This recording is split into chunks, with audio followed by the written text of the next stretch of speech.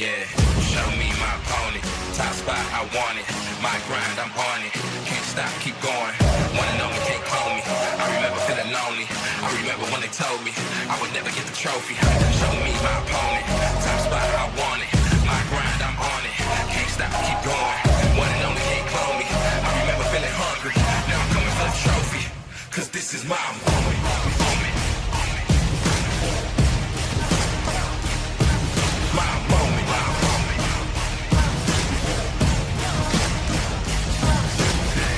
I'm a boss till I fall, I'ma answer the call. I'm a beast, I'm a dog, and my back against the wall. I accept every challenge, had to battle for my balance. From a peasant to the palace, keep the trophy like a chalice. Stayed on my grind, great things take time. Now how I shine, you might go blind.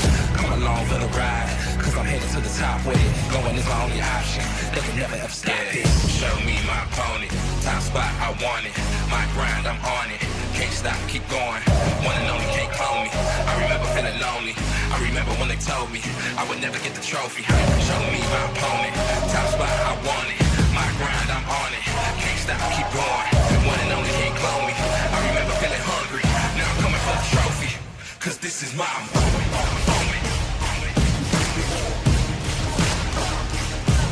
My moment.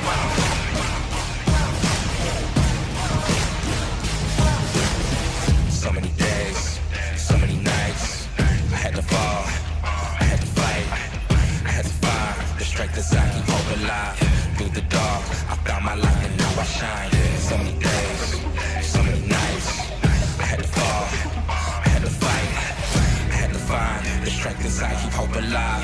Through the dark, I found the light and now it's mine.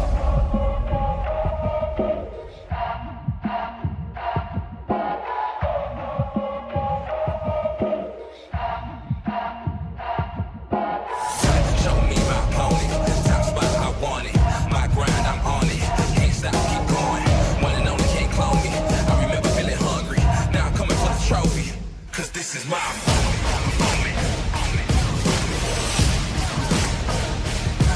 My moment.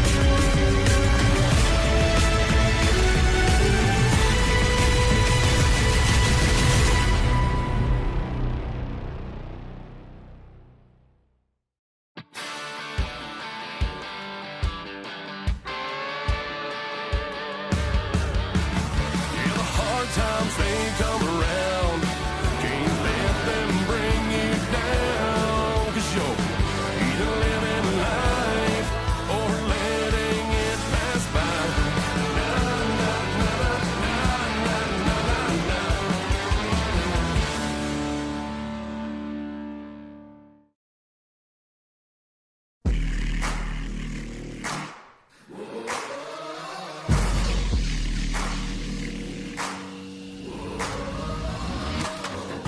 Tonight on Countdown to Green, the crew looks back at what went down in Dover. Segment 2 and the regular season cross the halfway mark, and we sit down with 2024 Series champion Parker White. All of that and more coming up on Countdown to Green.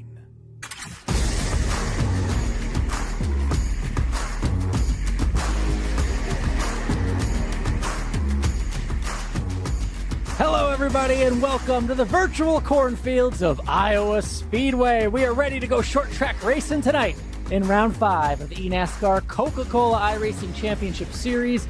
This is your Countdown to Green, presented by Logitech. Good evening, everybody. We are going short track racing here in the eNASCAR Series. I'm Alan Cavana, joined by two of the best in the business, the man behind the wheel, Ryan Vargas, and joining us special tonight, our friend Joey Atterbury. Joey, we'll start with you. Short track racing in eNASCAR. I can't wait for tonight. The gloves kind of came off last week, right? With Dover, a little bit of that mentality, right? A little bit of that bumping and banging, and here we are officially under 1 mile in length for that track. And yeah, you kind of kicked it off. Short track, it is going to be intense. We're about to see how much that these fenders are going to be bumped up after tonight. Ryan, it's weird to say, but it's a long short track, but still short track racing. We expect something tight tonight. Absolutely. We saw a lot of contact at Dover. I expect a lot of contact here tonight at Iowa, but at the same time, this place is pretty big. It is all about momentum, so you don't want to get yourself stuck in traffic really trying to, uproot a guy, right? It's all about keeping that momentum, keeping that speed, and making sure that you have all the fenders on it once you see the checkered flag. Yeah, it's going to be fun tonight. We've mentioned it a few times already. Before we start on tonight, let's look back at Dover just a few weeks ago, Ryan. It was good action from the beginning, tight racing at the Monster Mile. Tight racing and a lot of argy-bargy, a good IMSA reference there, but that's what we saw all night long, Joey. It was just mayhem from start to finish, and here's a good bit of it right here. Nate Stewart, there's a car out there, and they were just tight three-wide racing, but we saw a lot of this all night long. Dover loves to close itself in, and we saw a lot of contact. We did see a lot of contact, a few yellow flags that definitely led into some drama later in this race. See a lot of this three-wide action because the field was bunched up so much because of those yellow flag incidents. Got a lot of restarts, and so therefore a lot of these accordion effects. Check out this one. You see the 77. That's Steven Wilson caught up right in the middle of it. That was crucial for him to get through with minimal damage in, call it the big one. Dylan Basin here able to avoid, nice wreck avoidance here, just trying to snake your way through everything. And then, of course, it set everything up for these later restarts, Alan. And as we know how this one ended, lots of drama to be talked about. Yeah, Steven Wilson made it through that earlier one. Still plenty of good racing. That wasn't even the best save of the night. Watch this big one happen here at Dover, Ryan. Oh, my goodness. Absolutely. Our resident NASCAR Canada Series fan, Connor Yuroshak. Look at that save right there in the Letard Esports machine right there. This right here was our Coca-Cola move of the race right here, and you could tell why, right? He was completely sideways. He was swatting bees, but this was the moment everybody was talking about. Steven Wilson gets up and into Bobby Z, starts the big one down the backstretch, takes out a lot of front runners, but you see right there, both he and his teammate Femi make it through, and they end up finishing 1 and 2 in a tight battle. Yeah, tight battle, a controversial battle. So let's talk about it because everybody on social, Twitch, was talking about it afterwards. These were two of the best, Steven Wilson, Bobby Z, going at it. And look, Bobby Z turned off the front of Steven Wilson. Ryan, I'm going to start with you. Was that a fair or foul move from the champ, Steven Wilson? Well, look, we got to also look at what took place before, right? Bobby Z being aggressive. There was a lot of moments where he washed up and kind of cleared himself on Steven Wilson. So I know Steven wasn't cutting him any breaks, but I'm still going to say foul. At the end of the day, he wadded him up. He wrecked half the field. You know, when you make contact off the front of your race car, as Landon Castle once told me, you're supposed to protect the front of your race car. So if somebody goes around off of it, you're more than likely at fault. Joe, you have plenty of time behind the wheel and also observing all types of racing. What did you see between two of the best? I'm going to echo kind of what Ryan said. I'm going to call foul on this one. Yes, there was some posturing, and really what Ryan was saying is that Bobby Z wasn't really cutting Steven much slack, and same goes the other way around as well. However, the bottom line is you can't drive through another car in front of you, and especially up at the front. The quality of racing, I think, to be expected is maybe leaning on each other, but not taking each other out, and Bobby Z was definitely a front runner the entire race, nowhere to be found at the checkered flag. And we'll see just how significant this crash ends up being, because we'll look at the standings now. Steven Wilson went on to get the win, and we'll look at the playoff standings first, Brian, because Steven Wilson, with another victory, still on top, and that margin's only going to get bigger. Absolutely. Steven Wilson at the top right there. But remember, he also was your segment 1 winner, so that is going to help him get that tiebreaker if we were to get into the playoffs right here. Vicente Salas comfortably in 3rd, followed by Tucker Minter and Wyatt Tinsley. I'm looking down at the cut line here because with the lack of other winners so far, we are guaranteed to have 3 drivers make it in on points at minimum. So if either Steven Wilson or Bobby Z win again, that means that number is only going to continue to grow. And if you're Casey Kerwin, Garrett Lowe, Femi, Sean Conklin, you're ecstatic about that because you're going to be able to stack those points and make sure that you leave here having a good run. And one thing we're also going to look at is the team standings. Spire Motorsports continues to reign supreme at the very top right there. But you look at that tight little battle between 3rd all the way down to, I'd say, 6th, Channel 199 Sim Racing. It is a very tight battle to get in that top 5, top 3 right there. As you see, a lot of these teams around here, Hayek Motorsports, another one of those teams that's not really having the year they'd have E-Racer down there. So hopefully, there's still a lot of season to go, but Alan, there's a lot of time to make up ground, and hopefully some of these teams can get in the year. Yeah, we can't forget we're in the middle of segment 2. There's points and money on the line there. Someone who knows a lot about winning, championships included. That's former champ Parker White. Let's learn more about him.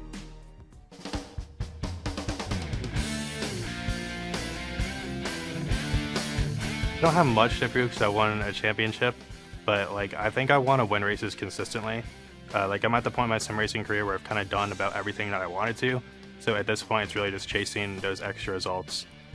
But I've actually used a lot of my championship money for traveling.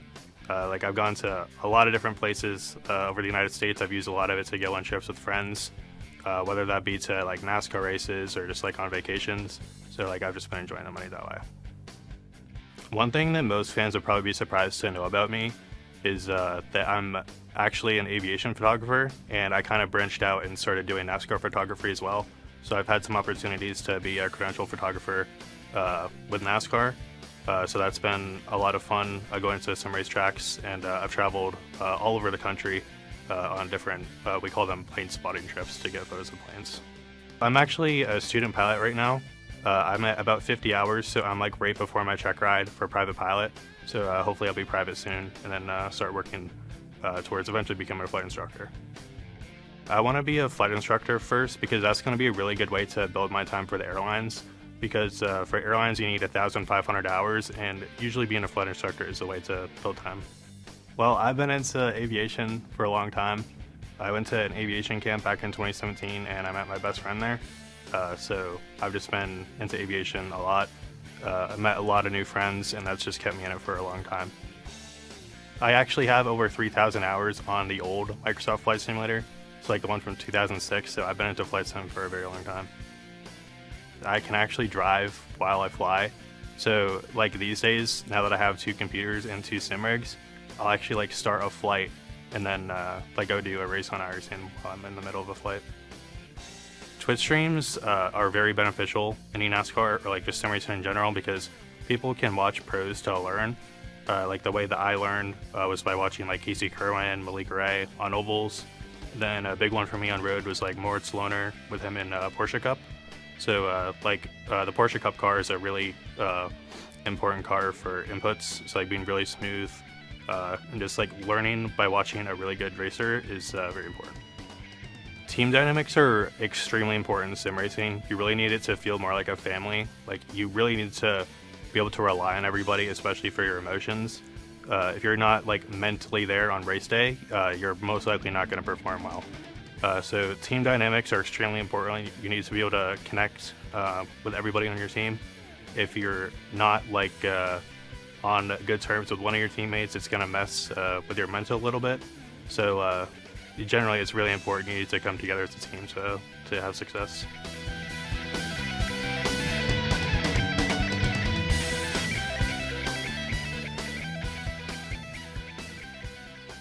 Well, that was pretty fun to learn a little bit more about Parker White. Not that we didn't already know enough about him being the previous champion and whatnot, but what I really liked enjoying was how much he's into flight sim. Now, over here to my left, I also have a second rig, not just the racing rig, but the flight sim rig. Grew up in an aviation family, so I know all about that.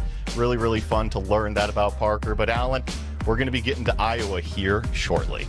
Yeah, and a little jealous you're showing off, Joey, but you got to catch up to Parker to get all his trophies on the other sim rig. Speaking of Parker, knows a lot about winning. Also on his resume, winner of the William Byron Esports Bracket Challenge. And guess what, guys? It's coming back. It starts next week. The 4th annual William Byron Esports Bracket Challenge presented by Logitech G. It starts next week, July 14th, and ends September 1st. You can fill out your brackets starting soon. Fans can enter their bracket beginning noon tomorrow at williambyron.com and all the way up to the green flag when it drops in Indy at 8 p.m. Eastern on July 14th here in the eNASCAR Coca-Cola iRacing Championship Series. $5,000 worth of prizes on the line, prize packs, garage passes to a NASCAR race, all sorts of stuff. Get your predictions out, get them right. We'll even do them here on the show, guys, but a lot of fun for everybody watching. Parker White won it last year. Steven Wilson won it the year before. Who's going to win it this year? Fill it out. And here, it starts not tonight, but we got plenty of racing to get through tonight before that bracket challenge. Iowa Speedway. Guys, this is the short track format. We have the heat races that go on beforehand. Ryan, why don't you tee this up, what we should expect tonight? Well, and like you said, Alan, it is the short track format, and we are going to be using those fixed setups tonight. So everybody is on the exact same setup. They're not allowed to tweak and tune in that garage page. And we've actually got 3 races. We've got a pair of heat races that are going to be 30 laps each. Heat number 1 is going to set the inside row. Heat number 2 is going to set the outside row. And then after those pair of heats, we're going to go into that feature race. 90 laps long is what we're going to be racing at Iowa tonight. And those heat races pay points, which is even more important, as we showed you the points, the segments, all that stuff before. So you get points for those heat races, then you got to set yourself up big for the main event. Let's look at this track, the 7A Smile track out in Newton, Iowa on Rusty Wallace Boulevard. Must you know if you need the mailing address for that. Ryan, can you set this up, this short track out in Iowa? Absolutely. Our Logitech G track analysis takes us to Iowa Speedway in Newton, Iowa. This place is 0.875, so I think that's about 7/8 of a mile long. The banking in the turns ranges from 12 degrees to 14 degrees. This place opened in September of 2006, and the previous winner, and really the only points-paying eNASCAR Coca-Cola iRacing Series winner here at Iowa Speedway, Steven Wilson. So, look, we talked about the points. I expect him to fully continue moving that points needle even further that direction. Joey, Steven Wilson is Mr. Iowa. Do you believe in home track advantage here in the eNASCAR series? It's pretty tough to go away from that, right? You look at the history, you look at the momentum coming into this week, you just have to wonder, does Bobby Z still remember what happened in those last handful of laps back at Dover? Because that could certainly put an end to a 2-time, potentially 3-time win streak for Steven Wilson. Oh, you're a driver. Ryan, you're a driver as well. Drivers don't forget. That's what I've always heard. Absolutely. Drivers do not forget. And we know Steven Wilson is not afraid to get aggressive. But, man, we saw how aggressive Bobby Z was willing to get last weekend at Dover. So it's going to get pretty physical out there tonight. This place is crazy. These guys are going to be fighting for track position. I'm going to be glued to my seat and tuning in for this race. Yeah, we've got heat races and the big main event that's going to be the big payoff on a short track that can be hard to pass. So everyone's going to try to get to that bottom group. Short track racing from Iowa Speedway. The 5th round of the eNASCAR Coca-Cola iRacing Championship Series is going green right after this.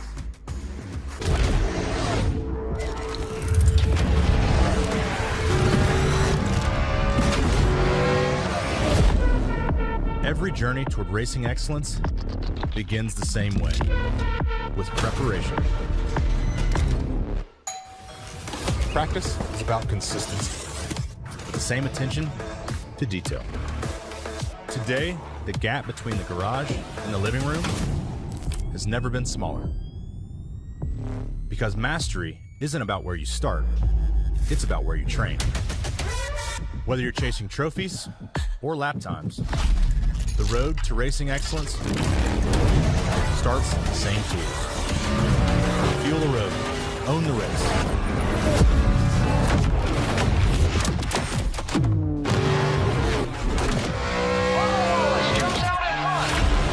Logitech G wheels and pedals, available now on Amazon.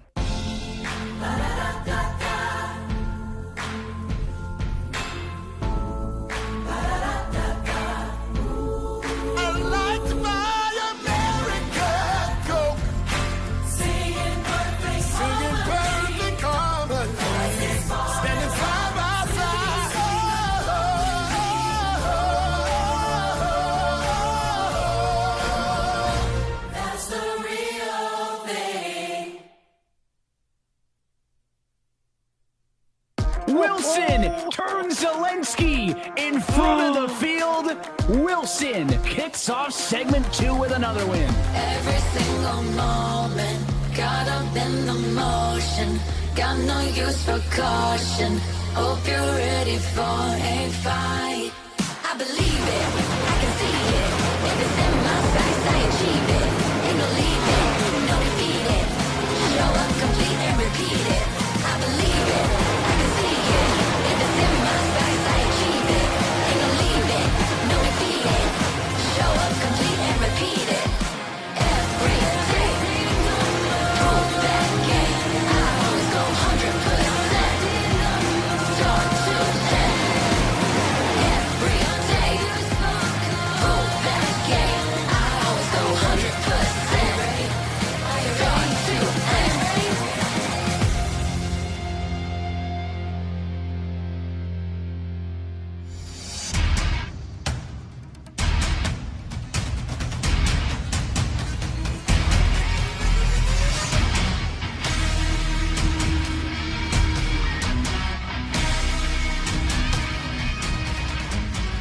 The road to $500,000 takes on the world's fastest short track for our first heat race format of the season. From iRacing's virtual Iowa Speedway, we say good evening, sim racing fans, and welcome to round 5 of the 2026 eNASCAR Coca-Cola iRacing Championship Series. Well, it was fireworks aplenty just 2 weeks ago at the Monster Mile, where in the end it was Steven Wilson getting the better of Bobby Zelensky for his own second race victory of the season. And if we want to keep things in that short track mentality here in Iowa, it's going to be a great one as we reach the halfway point of this regular season. It's myself, Evan Pasoko, with Kenneth Bueno and Alan Cavana with you as always. And KB, we've got 4 races, 2 wins apiece to arguably the 2 best drivers currently anywhere in this championship series. So the question remains, will we see somebody else step up to the plate, or is it going to be another episode of the Steven and Bobby Show tonight? It's a lot of pressure on basically the entire field for the precedent that Zelensky and Wilson have set over the first few races. But Alan, we talk about segments, how much points are involved. We're halfway through the regular season tonight. Only 2 drivers have gotten to victory lane through the first 4 races of the season. So that means points on the line, especially with this format. These drivers really need to step it up if they want to find their way into the playoffs very soon. And depending on who you are and where you are in those points, you may be rooting for Bobby Zelensky and Steven Wilson. Those 2 guys, though, not rooting for each other. The cry out online after what we saw Steven Wilson and Bobby Zelensky do on those final laps in Dover, it was big. And I think it's revisited tonight here at a short track. It all came to blows as they made contact battling for the lead in turn number 2. Only one of them was able to get it out of that accident. It was Stephen Wilson on route to victory lane. You see where we stand, and again, because it's been Wilson and Zelensky, they've got all the playoff bonus points accrued so far. Wilson with the segment championship. I mean, they have all the major stat categories. 2 weeks left, though, here in segment number 2, where again, the driver who scores the most points over this 3-week block gets 5 bonus points towards the playoffs, and $3,000 as well. That doesn't hurt. Indianapolis, super unique where we go in a week's time, KB, but curious if we'll be able to draw any parallels here in Iowa tonight compared to what we saw 2 weeks ago in Dover. We might be able to, just because of the way tires were down here and just the nature of driving Iowa. You really got to be hunkered down in the bottom. You got to be very locked in. And much like the Monster Mile a few weeks ago, it's hard to pass. Indianapolis will be sort of the same way, just in a 2.5-mile rectangle form. So qualifying has been the big point for the drivers, especially here in segment 2, where in segment 3, with Daytona in the mix of it all, things could get very unpredictable very soon. And I mentioned it's the first time we see the heat race format all season long, Alan. So we've got a little bit of ways to go as qualifying's wrapped up before we're talking about the feature race and max points on the line. Yeah, talking about the importance of qualifying. Not only do you have that, but then you have to race for your position in the big show tonight with points on the line. So 2 chances to score significant, important points tonight and also affect that starting position in these heat races. There's a lot on the line. It's going to start early. Second race as well. You look back to the Qualcomm circuit at Naval Base Coronado where we see fixed setups throughout the field. Going to be interesting to see how that maybe divvies up speed across. Are we going to see everybody on top of each other? There's a live look in at the drivers that will be running on board with all race long as they get set to get tonight kicked off with heat races where points will be paid out to the drivers who come home inside of the top 10 and the top 10 only.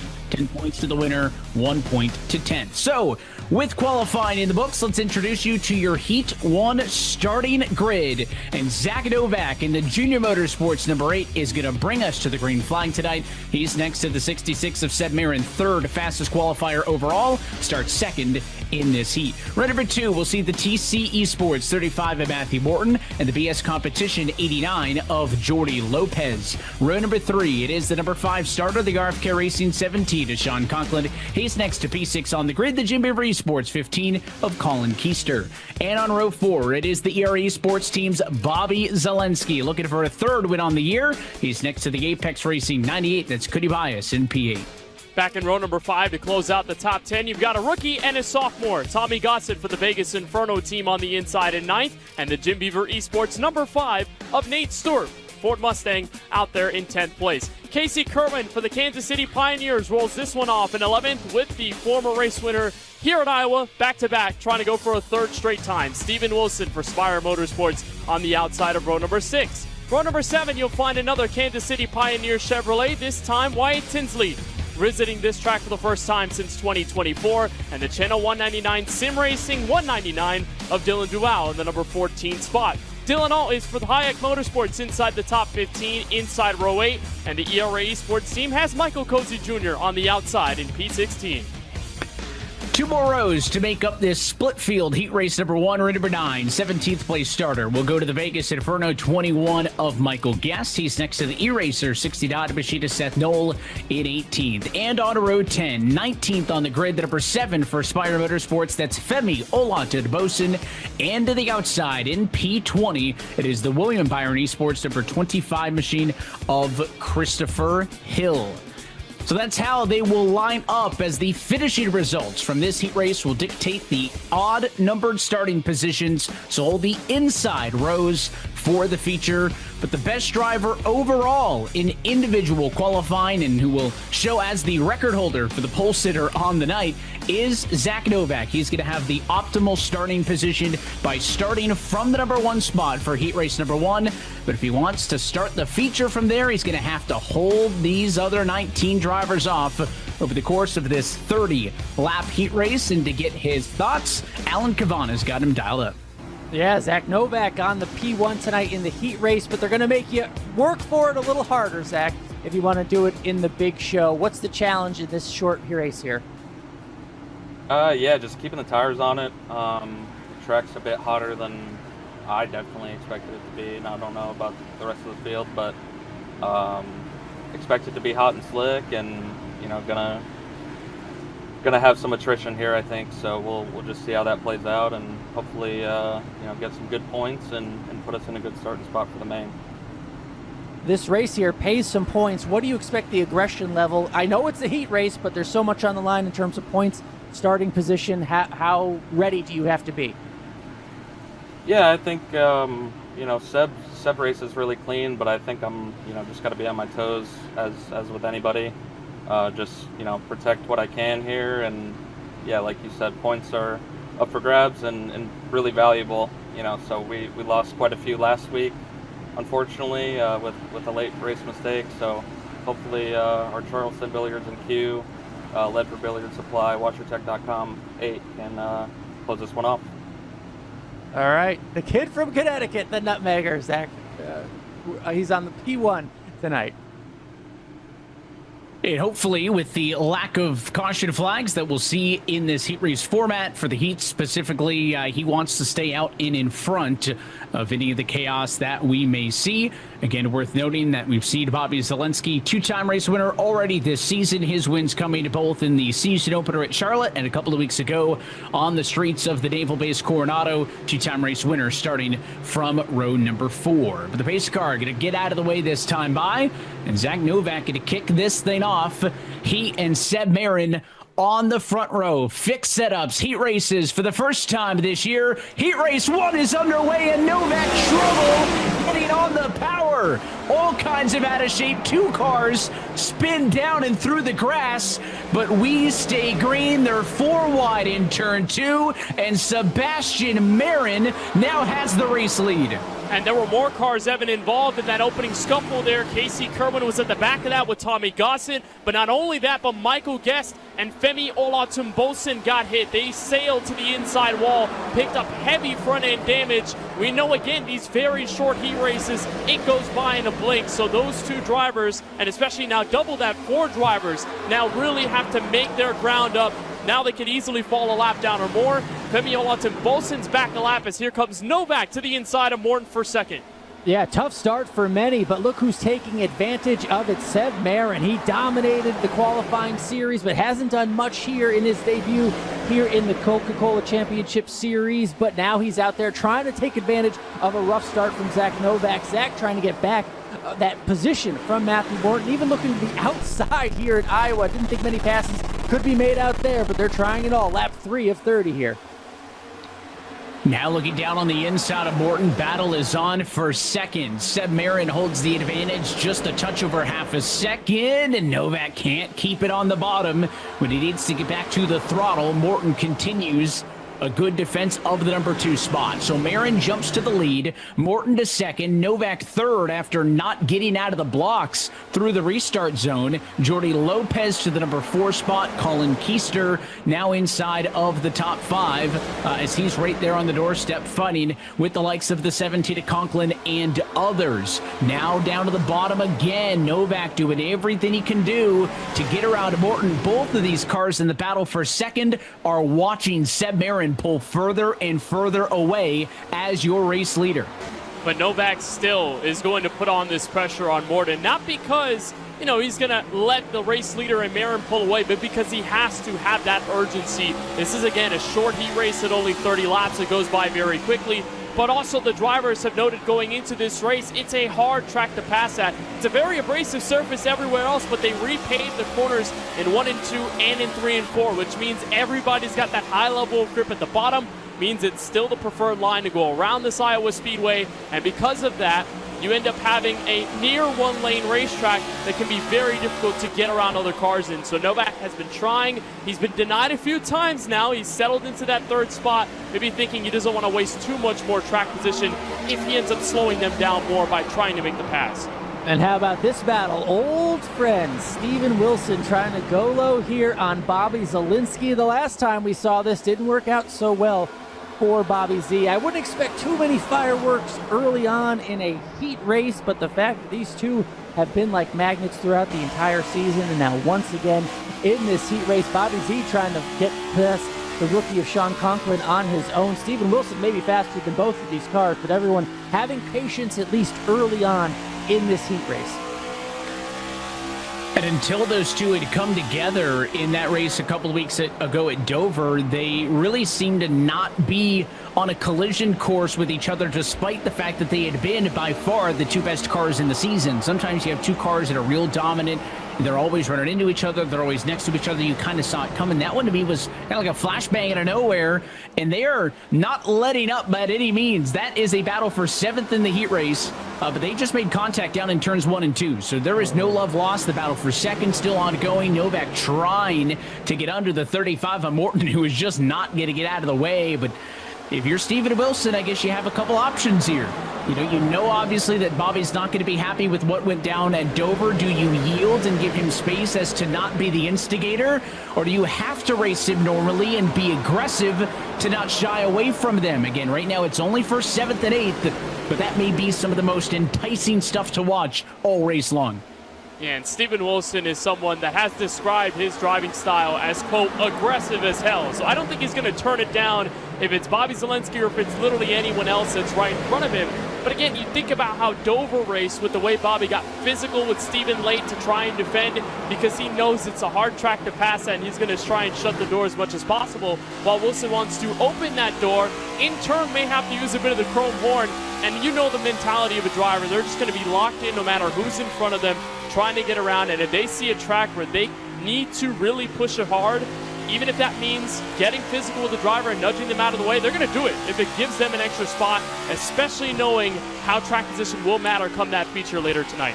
That's what's so interesting about this battle, is that these are two of the best to ever do it here in eNASCAR, and the fact that they get to explore this rivalry, not that they wanted to, not that Bobby Z wanted to be on the short end, but now they find themselves in this situation where, look, Bobby can't take revenge when you're ahead of Steven Wilson, and this is early on still in the race, so still plenty of racing to go. No need to get ultra aggressive here, but as you mentioned, the track position is going to matter so much, and that matters from the start of the feature, so each one of these positions matters a lot.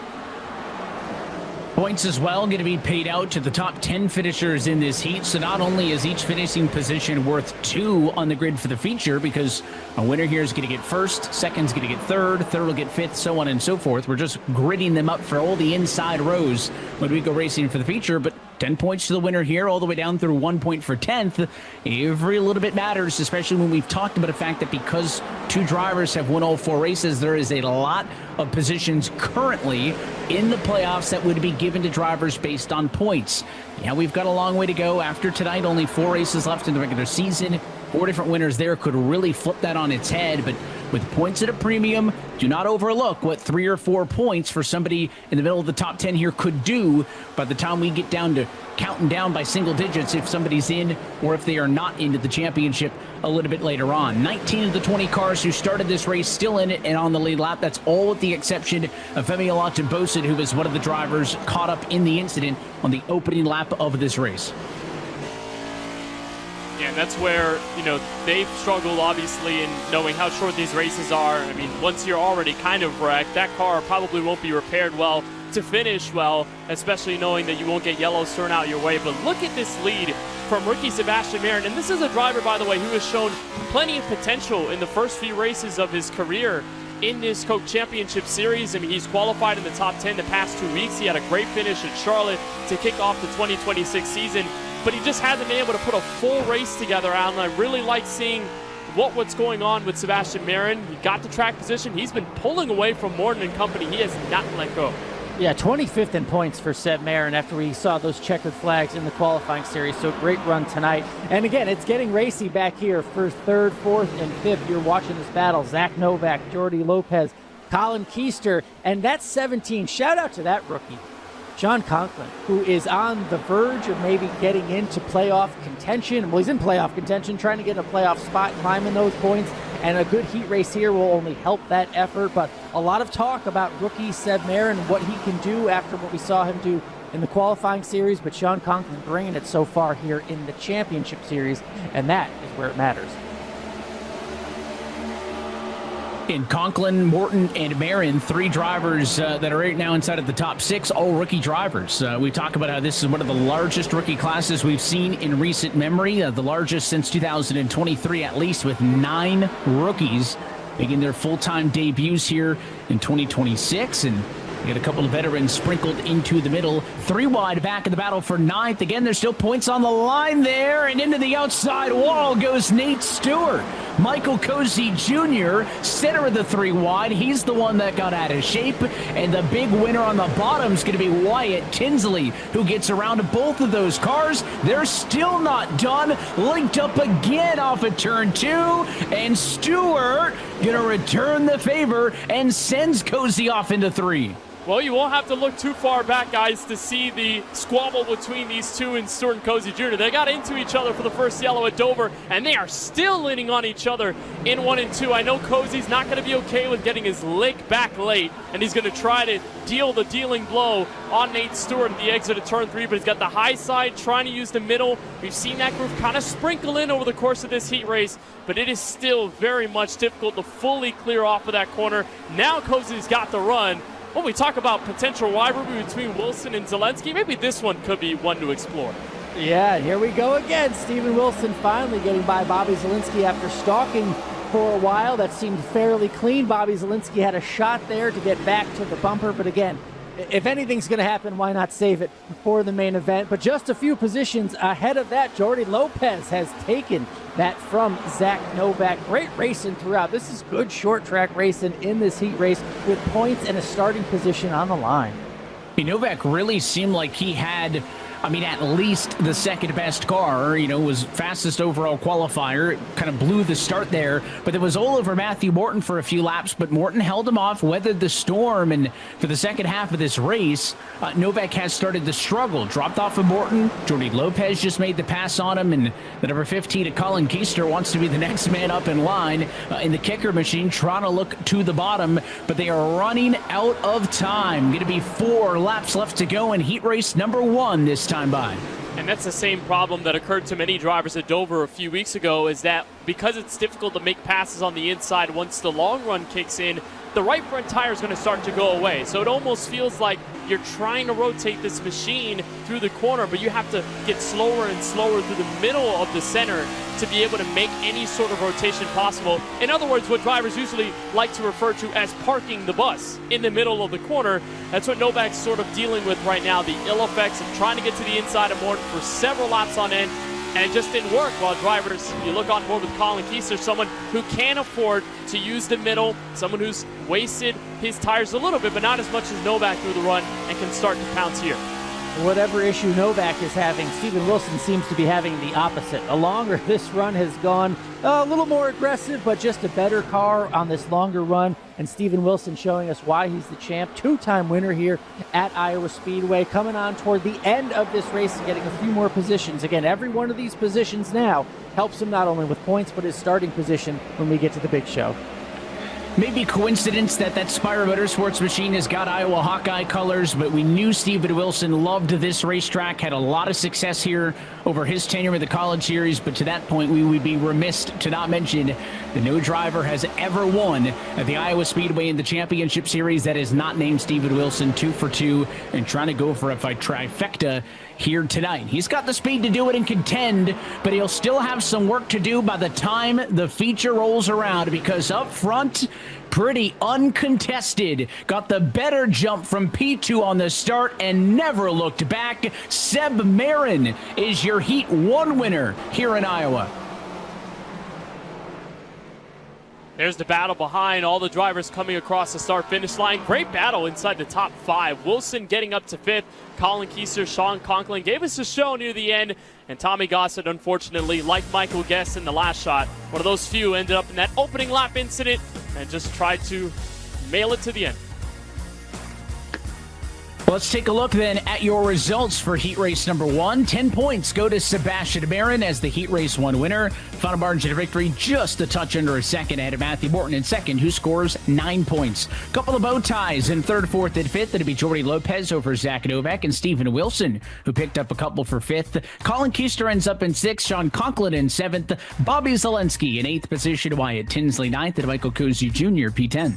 And back in 11, Nate Stewart, who got into Cozy Jr., those two fighting late in the race ahead of Cody Bias, Christopher Hill. And then you see all those drivers that are involved in the opening lap incident. Casey Kerwin, Tommy Gossett, Michael Guest, Femi Olatunbosin, the only technical DNF of heat number 1 tonight. Well, Seb Aaron, third best at overall qualified, but he will start from pole in the feature. He's your Heat Race 1 winner. Alan has got him.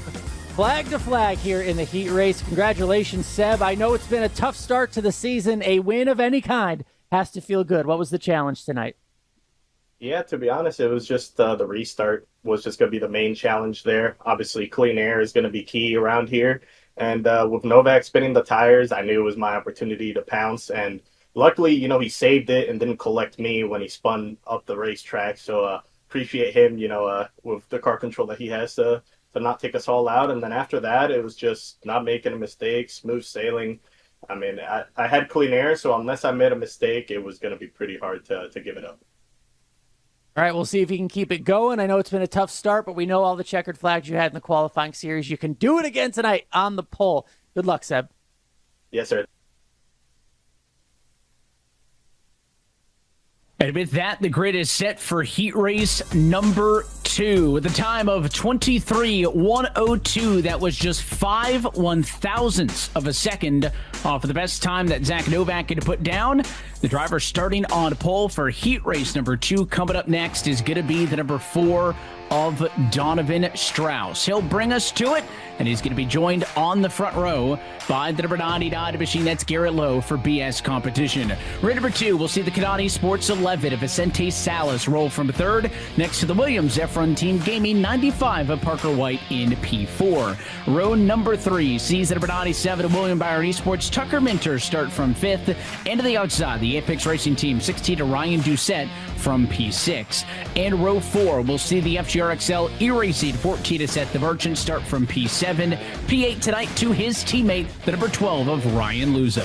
How about the teammates in row number 4? Back in row 5, you'll find the rookie for RFK Racing in Dylan Basin on the inside, with Team Dylan Esports' Blaze Crawford, the Coca-Cola Chevrolet, rounds out the top 10 in heat number 2. TC Esports has Jake Nichols on the inside of row number 6 for 11, and rookie Thomas Lloyd driving the number 36 for Latart Esports. He starts this one from 12th place. Junior Motorsports and Malik Ray, his 88 car is 13th on the inside of row 7. Brickware Racing's Daniel Falkingham in the 55 is in 14th place. And those two doubled up in row number 8. E-Racers Logan Helton in the 42 and Blake Reynolds for the Channel 199 Sim Racing Group. Row 9, you'll find the Latart Esports number 40. That's Connor Urashak starting 17th. 18th tonight goes to the Hayek Motorsports 50 of Quentin Warman. And back on row 10, 19th place starter, the Rickware Racing 51 of Garrett Maines. And the Team Dylan Esports 33 of Kenny Brady rolling from the number 20 position. That's how they'll line up. We saw chaos at the start of heat race number 1. Now we'll find out what is in store for us for heat race number 2. Finish sheet results for this race. We'll order out your even numbered positions for the feature. So winner goes to 2nd, then 4th, then 6th, then 8th, so on and so forth. Let's dial up Donovan Strauss from pole. And a number with Donovan Strauss here, the leader from this race in heat number 2. Donovan, you got a chance to see what was going down in heat number 1, what the drivers did, and your experience through practice. What is it going to take to try and start outside front row for the feature later tonight? Well, I think I got to come out of turn 2 here with the lead and get the clean air. I think that's going to be very important. So hopefully I get a good start here and I don't spin the tires and I can get out of front and set sail here. What have you seen so far about the way this car handles? Driver said track position very important, inside line dominant. Have you felt the same? And exploration-wise, what has that been like here at Iowa? I mean, I think you saw right there a lot of people moving all over the racetrack, just trying to get clean air anywhere you can in traffic and just getting this thing to turn really is the biggest thing. So you even saw some guys downshifting in third gear, both ends. So I'm just going to try and just, explore when I get the lead here and see wherever I can make grip and set sail. All right, Donovan, well wishes here for heat number 2. Best of luck in the race. Thank you. Ready to go with the lights still on top of the pace car. At least one more trip around if you want to stay up to date with everything eNASCAR. And for this Coca-Cola iRacing Championship Series, you can go to iRacing.com/eNASCAR for more information on the series drivers, teams, standings, and more. I know it's only the second race of segment number 2, Kenneth, but with this compressed regular season, after tonight, there's only 4 weeks left until we're talking about the playoffs. Yeah, and we already talked about the prediction here. Now with the 4 races going to only Bobby Zalenski and Steven Wilson, if we have different winners all the way through, we still have 3 drivers that are pointing into the playoffs on points. So when you think of that prospect and you think of maybe the idea that we may not have as many different winners as we could if it were to be different all the way, the drivers do have to make this race very important. It cannot be slacking off in these heats. 10 points is 10 points, no matter how you look at it. So to have that plus the feature, which pays all the marbles, it's very important. And that's why you might see drivers be a little more aggressive here in heat number 2, now that they got that first sample size in heat 1. And at some point, if I'm a guy who's second or third at points to the good, I don't want those guys stacking up all the bonus points as well. 5 bonus points to kick off the playoffs, every race win, and every segment win. Pace car off and in, Donovan Strauss in the hot seat as we get set for heat race number 2. And for a second heat in a row, the control car just cannot get going, and Garrett Lowe on the outside, trying to clear for the lead. Can he get it in turn number 2? Yes, he can. I don't know if I jinxed him there, right there before the opening lap, but Strauss has struggled there on the bottom to get up to speed. It's a wall of teammates there on the second row. Strauss is not going to give this one up. Try to defend the nose to the inside. Single file for the first 5 cars. May stay like this for a while, but driver's going to send it in deep in turn 1. Yeah, you hope everyone's taking notes about that inside lane on the initial start or any restart of these races, because it's 0 for 2. So far in the heat races, as Garrett Bain's doing everything he can to maintain the lead that he was able to get on that initial start. Donovan Strauss trying to get it all back, doing the one thing he did not want to do. A little further back, there's Tucker Minter, one of the William Byron Esports cars. He took us around some laps on one of his accounts, just showing us how tight this can be. It is 4 wide into this corner. I don't know if that works, Evan. Yeah, Doucette got sideways, came down, got a bit of Minter. No reprieve for the 11 of Vicente Salas, who in the Miramar Financial Group Toyota has been 3 wide from the jump. He finally finds an opening to the outside to get up and in line behind Luza to take a deep breath for the first time. Now 3.5 laps into this thing. The 97 of Minter up in front and clear 2 by 2 from that kind of P5 battle on back. Blaze Crawford almost going 3 wide. And the Coca-Cola Chevrolet stays 2 by 2 as Garrett Lowe and Donovan Strauss are trying to kick off a 2-car breakaway. You know, this track has changed a lot. This has been fun to watch because this is the second race on the newer Iowa track where you do have that repaved corner part of it. But the still middle lane is very much alive. You see the drivers rubbing in on the bottom, harder for them to rotate off of the corner, and for drivers like Blaze Crawford just follow in on this long line of cars. Use the middle as much as you can while trying to maybe evade some of that dirty air. Meanwhile, Donovan Strauss says he is not satisfied with staying second fiddle here in this heat race, trying to look to the bottom of Garrett Lowe for the lead. Trying to get underneath number 99, not able to maintain the position that time through, so Strauss has to try and reset. You wonder, what are we going to see out of Strauss? Think long term. I know 30 laps is much more of a sprint than it is an enduro as we get a battle for the P6 spot down on the bottom, but we saw Novak lose out of the race lead spot on the jump in heat race 1, tried to be the aggressor, and that hurt him towards the end. The final 10 laps of the race really started to struggle. So if you're Donovan Strauss, do you learn from that? How aggressive are you going to be early? Certainly he wants to instigate. Only 8 laps into this 30-lap sprint. We'll see, though, how that affects things for the Williams F1 team gaining machine over the course of the rest of it. He's got his teammate Parker White behind him in third. That should offer some leniency if he starts to drop back. We'll see just how well that can carry on. Is already almost 1/3 of the way through this second heat. All 20 cars still squished in together, separated by about 3.5 seconds. In that battle on the bottom of your screen for 4th place, Vicente Salas trying to do what he can to come up. He's made a few positions up already, but you can see they can get to the bottom, but it's still not the best lane for helping them get off the corner and make that pass. Actually, Ryan Doucette was able to gap him a little bit there. Just one lane up seems to be the preferred line through these corners here at Iowa, which is interesting because usually you want to make that pass on the inside. A challenging track as Donovan Strauss is not going anywhere, trying to get the lead back from Garrett Lowe. Stays right in the tire tracks of the leader. Strauss has led all 10 laps of this race after he got the better jump from the outside of row number 1 coming to the green flag. The driver out of Gastonia, North Carolina, trying to hang on, representing BS competition. You can see about 5th position on back. Still plenty of 2x2 in that battle. The likes of Minter, Basant, DeMerchant, Crawford, and others.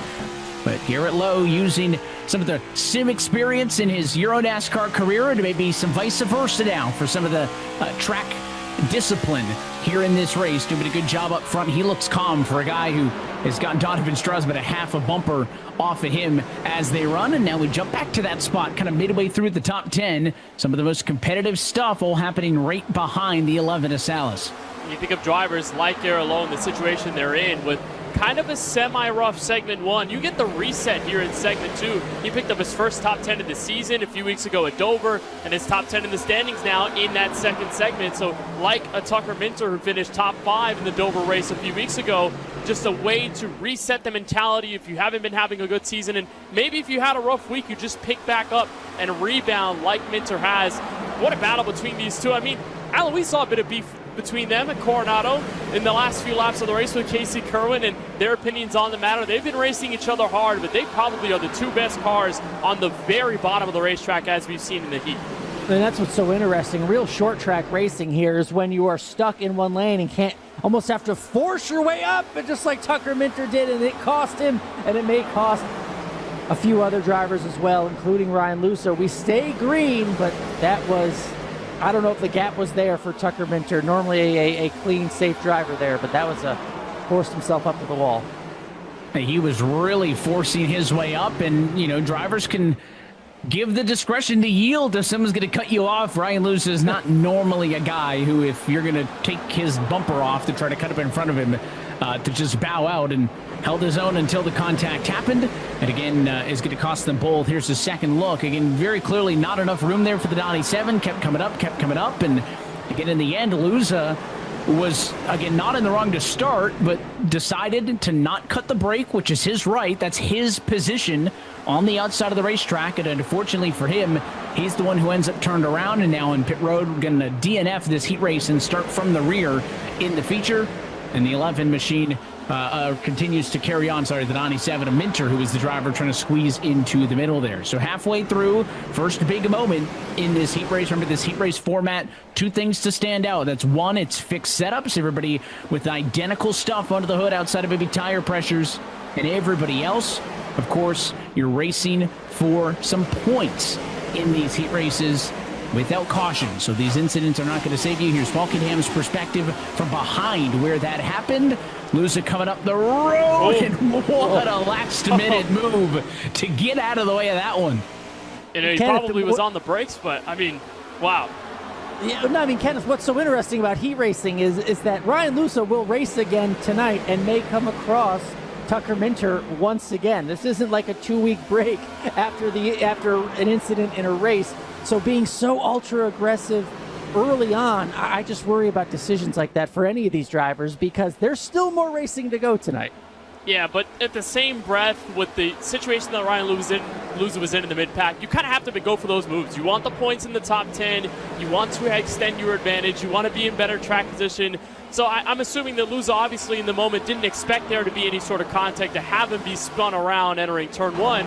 But again, it goes back to how Iowa is. They repaved the corners, but it's still the very old track surface from 2006 on the front and back straightaway. So you come off of that strip, off turn 4, the car's going to bounce a lot. There's no diffuser down there, not as much downforce on the other end of the race car, so it does bounce around a lot.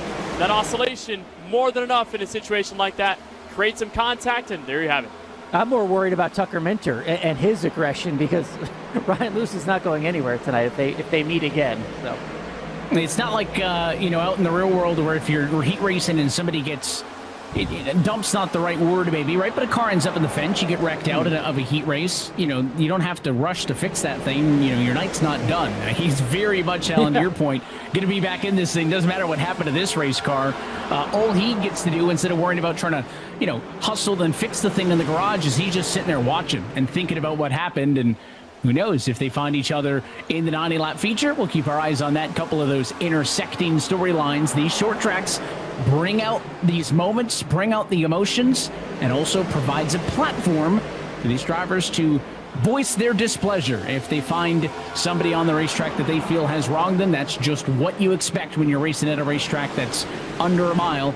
And this 1/7 of a mile short track fits that bill. Now inside of 10 laps to go, and we are seeing exactly what we saw in Heat Race 1 at a Novak, this time in Strauss's case. Kenneth, we mentioned Novak lost the lead early, was aggressive, and then really started to struggle in the bottom 10. I wondered aloud, was that going to happen to Donovan Strauss? He was all over Garrett Lowe first couple of laps, very clearly now has dropped back, and his teammate Parker White has to make a decision. Am I going to force the issue on my teammate here? Because Parker White's got Doucette pressuring him from behind.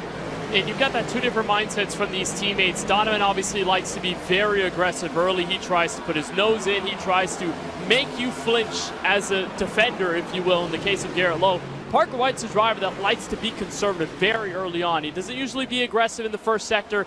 Even in a 30-lap race, he waits till those tires get to the cliff point, and then that's when he starts to finally work his way up to the field and gain a bit of track position. It's good to see those two handling second and third, though. They will get a good amount of points in that, so Strauss can kind of carry that in and try to stabilize, as well as White, the two teammates that can be a buffer from behind. But again, look at everybody here, nearly 3 wide of the back of the Latar Esports cars. These are for 2-1 points in this heat race. That's how much it matters with the seasons that a lot of these drivers have had, especially Warman crashing 2 weeks ago at Dover, trying to regain track position, nosing to the inside of the Merchant in turn 1. Almost no other opportunities this season to get points before you go racing for the big deal. This heat race format, we'll see it again in Richmond, and that's really it. The only other time you'll have any bonus points like this available. So even if you're Quinton Moorman and Seth the Merchant right now fighting for the difference between 2 points and 1 point, you have to go for it. Next time by, going to be 2 laps to go. Battle continuing for second with the Williams teammates. Good battle between teammates. And again, with the way the format is, the way the short regular season is, all these point opportunities matter, right? You can't have a mulligan. You never know how important 1 point will be, especially if you're not collecting those guaranteed checkered flags. So that's why even between teammates right now with less than 2 to go, these positions matter. And back in the field, 3 wide and a lot of aggression still. And that was Nichols, center of it all, the 86th one. Blake Reynolds forcing the issue. 1 lap to go in heat race number 2. Garrett Lowe well out and clear. Over 0.8 of a second, looking to be the second straight driver tonight to win their heat race via leading all 30 laps uncontested. Lowe is going to get the job done. He'll win heat race number 2. He'll start second for the feature. Strauss over White in the battle for second and third amongst the Williams F1 Team Gaming cars.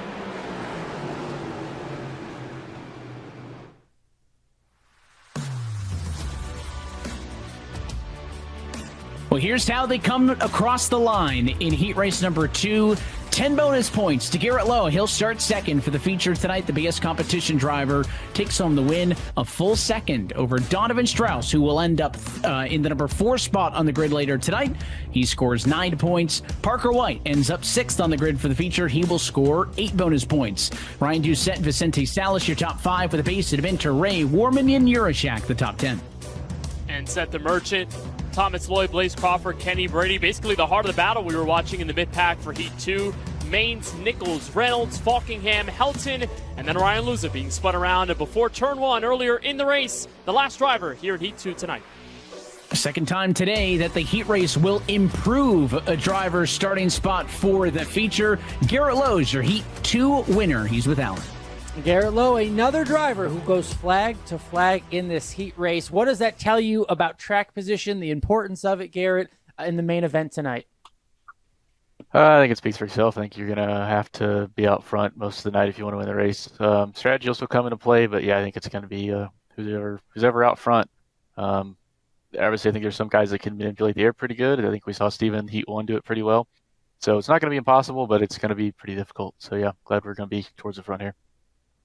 When we think short tracks and the need for track position, I mean, you tend to think aggression. What will you have to do if the race is a battle to get off turn 2 as the leader? Yeah, just got to do what you got to do to get to the lead, and try not to rough anybody up too bad because it's a not a short race tonight. But yeah, I mean, you're gonna have to battle for it for sure.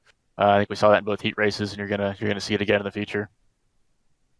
All right, Garrett Lowe, a lot of experience here on the sim, air in the real world. We'll see what he has tonight in the feature, Evan.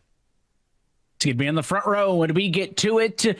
Bonus points have all been divvied up. Now when we come back, we're going to do it for real. The feature race in round number 5 of this eNASCAR Coca-Cola iRacing Championship Series coming at you next from Iowa.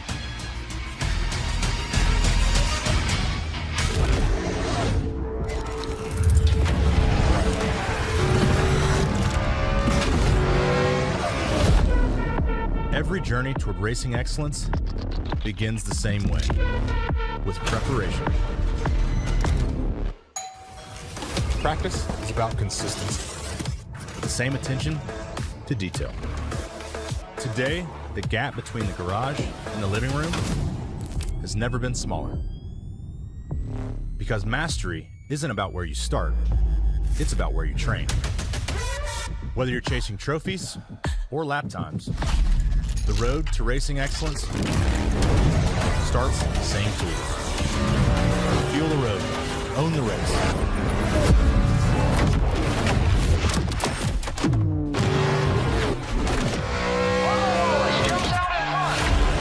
Logitech G wheels and pedals, available now on Amazon.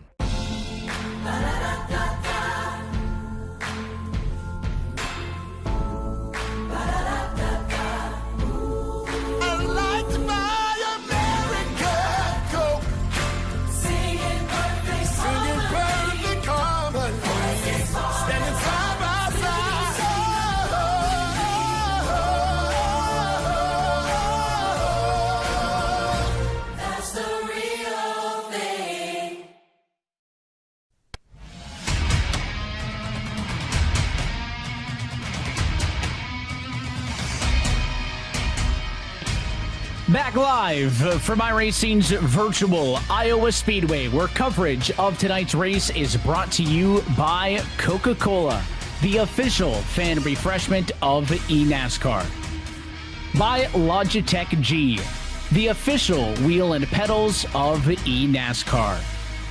And by NASCAR 25, NASCAR's official video game, available now on the Xbox Store, PlayStation Store, and Steam.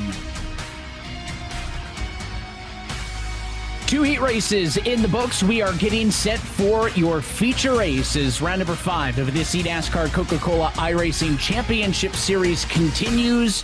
And 0 for 2 on the heat races for the drivers who start on pole. So the benefits go to the drivers of Sebastian Barron and Garrett Lowe as we transition to the feature race. 90 laps, caution flags enabled, and full points about to be on the line. That means one thing, Alan. Sebastian Barron has to lock in if he wants to be on the inside of row number 1. With the wheel spin we've seen, Iowa's been a little unpredictable in terms of that. I don't think we were expecting that too much, but here we are. Yeah, the Sunday shows, you get lane choice if you're the pole setter. I don't know if they want to offer that tonight, but Seb might want it. Let's introduce you to your Coca-Cola starting grid, and it is your heat race winners on deck first. Row number 1, pole sitter ends up being Seb Barron. Can he make the inside of the front row work? His Kanani Esports 66 going to be next to your Heat 2 winner. That's the PS Competition 99 Garrett Lowe. Red number 2, it's the runner-ups. Matthew Morton for TC Esports starts third, and Donovan Strauss for Williams F1 Team Gaming. Hung on, he'll start in the number 4 spot. Row 3, it's the BS Competition 89 of Jordy Lopez, and the second Williams F1 Team Gaming car, that the 95 of Parker White. And row 4, Junior Motorsports, and the number 8 of Zach Novak starts 7th, and starting 8th, it's the 16 for the Apex Racing team, that's Ryan Doucette. Star-studded row number 5, the inside, the Spire Motorsports number 77 of Stephen Wilson looking for his 3rd consecutive Iowa win, and the Kanani Sports number 11 of Vicente Salas in row 5. Row 6, you'll find Colin Kieser for Jim Beaver Esports. He's 11th, flanked by the RFK Racing number 6 of Dylan Basin in 12th. Row 7 will see the RFK Racing teammate of Basin and Sean Conklin, the rookie standings leader right now. Got his first top 10 a few weeks ago at Dover. We'll see what he can do from 13th with the William Byron Esports number 97 of Tucker Minter in 14th spot. ERA Esports has the Bobby Zelensky number 22 Chevrolet on the inside of row 8 for 15th place, and Junior Motorsports is Malik Ray on the outside in 16th. Row number 9 tonight, we'll find the Kansas City Pioneers, number 20, Wyatt Tinsley. He's next to the Hayek Motorsports, number 50 machine of Quentin Warman. Row number 10, 19th place starter is Michael Cozy Jr. in the ERA Esports 34, and 20th place starter is Connor Urashak in the Latart Esports 40. Row 11, we'll see the red, white, and blue on the Jim Beaver Esports, number 5 and 8 Stewart. He's next to the FGR Excel E-Racing 14 of Seth the Merchant, who will start in 22nd. In row 12, you'll find the Apex Racing team, number 98 of Cody Bias, starting 23rd, and starting 24th, it's the Latardi Sports 36 of Thomas Lloyd, 2 rows behind his teammate. Chevrolets in row number 13. William Byron Esports is Christopher Hill has the 25 car in 25th, and the 3 of Blaze Crawford for Team Dillon Esports is 26 on the starting grid. Channel 199 Sim Racing's Dylan Duval is inside row 14 with the Team Dillon Esports number 33, the rookie driver of Kenny Brady in 28th place. E-Racer Seth Knoll, the 69 car, red, white, and blue as well, in the Toyota in 29th. And Rickware Racing's Garrett Maines in the bright pink number 51. His Chevrolet rounds out tonight's top 30 with the Kansas City Pioneers number 24 of Casey Kerwin in 31st, and the TC Esports 73 of Jake Nichols capping off row 16.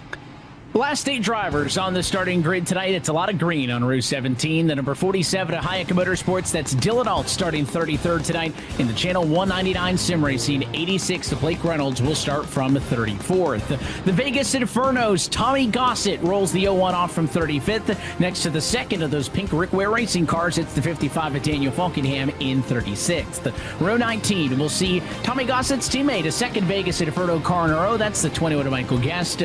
Lined up next to the E-Racer 42 of Logan Helton, starting from a 38th position, and shotgun on the field, 7 car Femiel Ontobosen for Spire Motorsports, rolling 39th, and 40th is the FGR E-Racing 12 of Ryan Luza, crashed out of his heat race.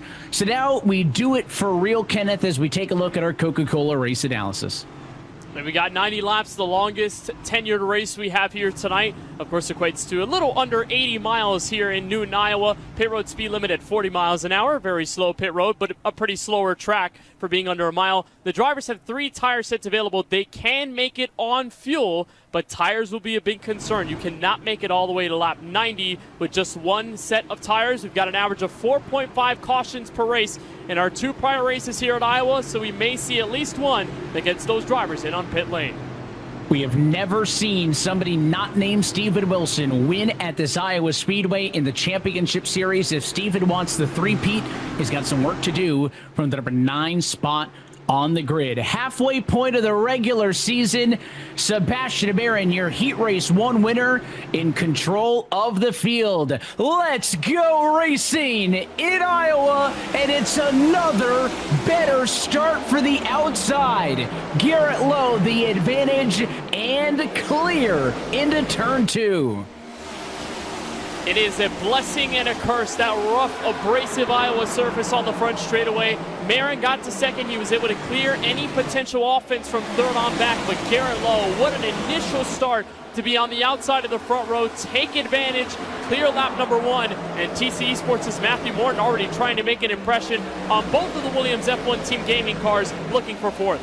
Yeah, such an important start to the race for Garrett Lowe, for Seb Marin, trying to get as big of a lead out there as you can. These are two drivers who desperately need points. Garrett Lowe just on the outside of the playoff standings. Seb Marin just trying to recover from a rough start to the season. But some names we're not used to seeing up front have started out there so far. They have to get out front as much as they can, hold the lead on a track where it is tough to pass. So far, so good for Garrett Lowe. Big opportunities tonight for Seb Marin, no doubt. Matthew Morton, also two rookies running inside of the top four right now, hoping that they can use a race where they say track position is of a premium to their benefit and try to stay up there and in front of a lot of the chaos. That's a look on the nose of the number 16 of Ryan Doucette, looking up to the 95 of Parker White. 2x2 battling from about 5th position on back, maybe even call it 4th, towards the front as a battle for the lead is on. Seb Marin now going to try on the bottom to get around Garrett Lowe. We saw this in both heat races. The pole sitter lose the number 1 position, instigate a pass, but be unable to make that pass. Can Marin break one of those trends? He's got a nose in front, but the outside's going to get the better run off of 4. And a lot of that, Evan, starts with that first step entering the corner in turn 1 and 2. We saw just how deep drivers can set it into the apex and then just nearly be able to clear the car on the outside. It's little progress here for Seb Marin, but as long as he can keep those dives intact and get the nose out just a little more by the entry of each corner, he can find a way slowly but surely around Garrett Lowe. But I want to say, Alan, I love this situation if I'm Donovan Strauss. Let those two in the lead have at it, slow each other down, and that third place car will be up very soon.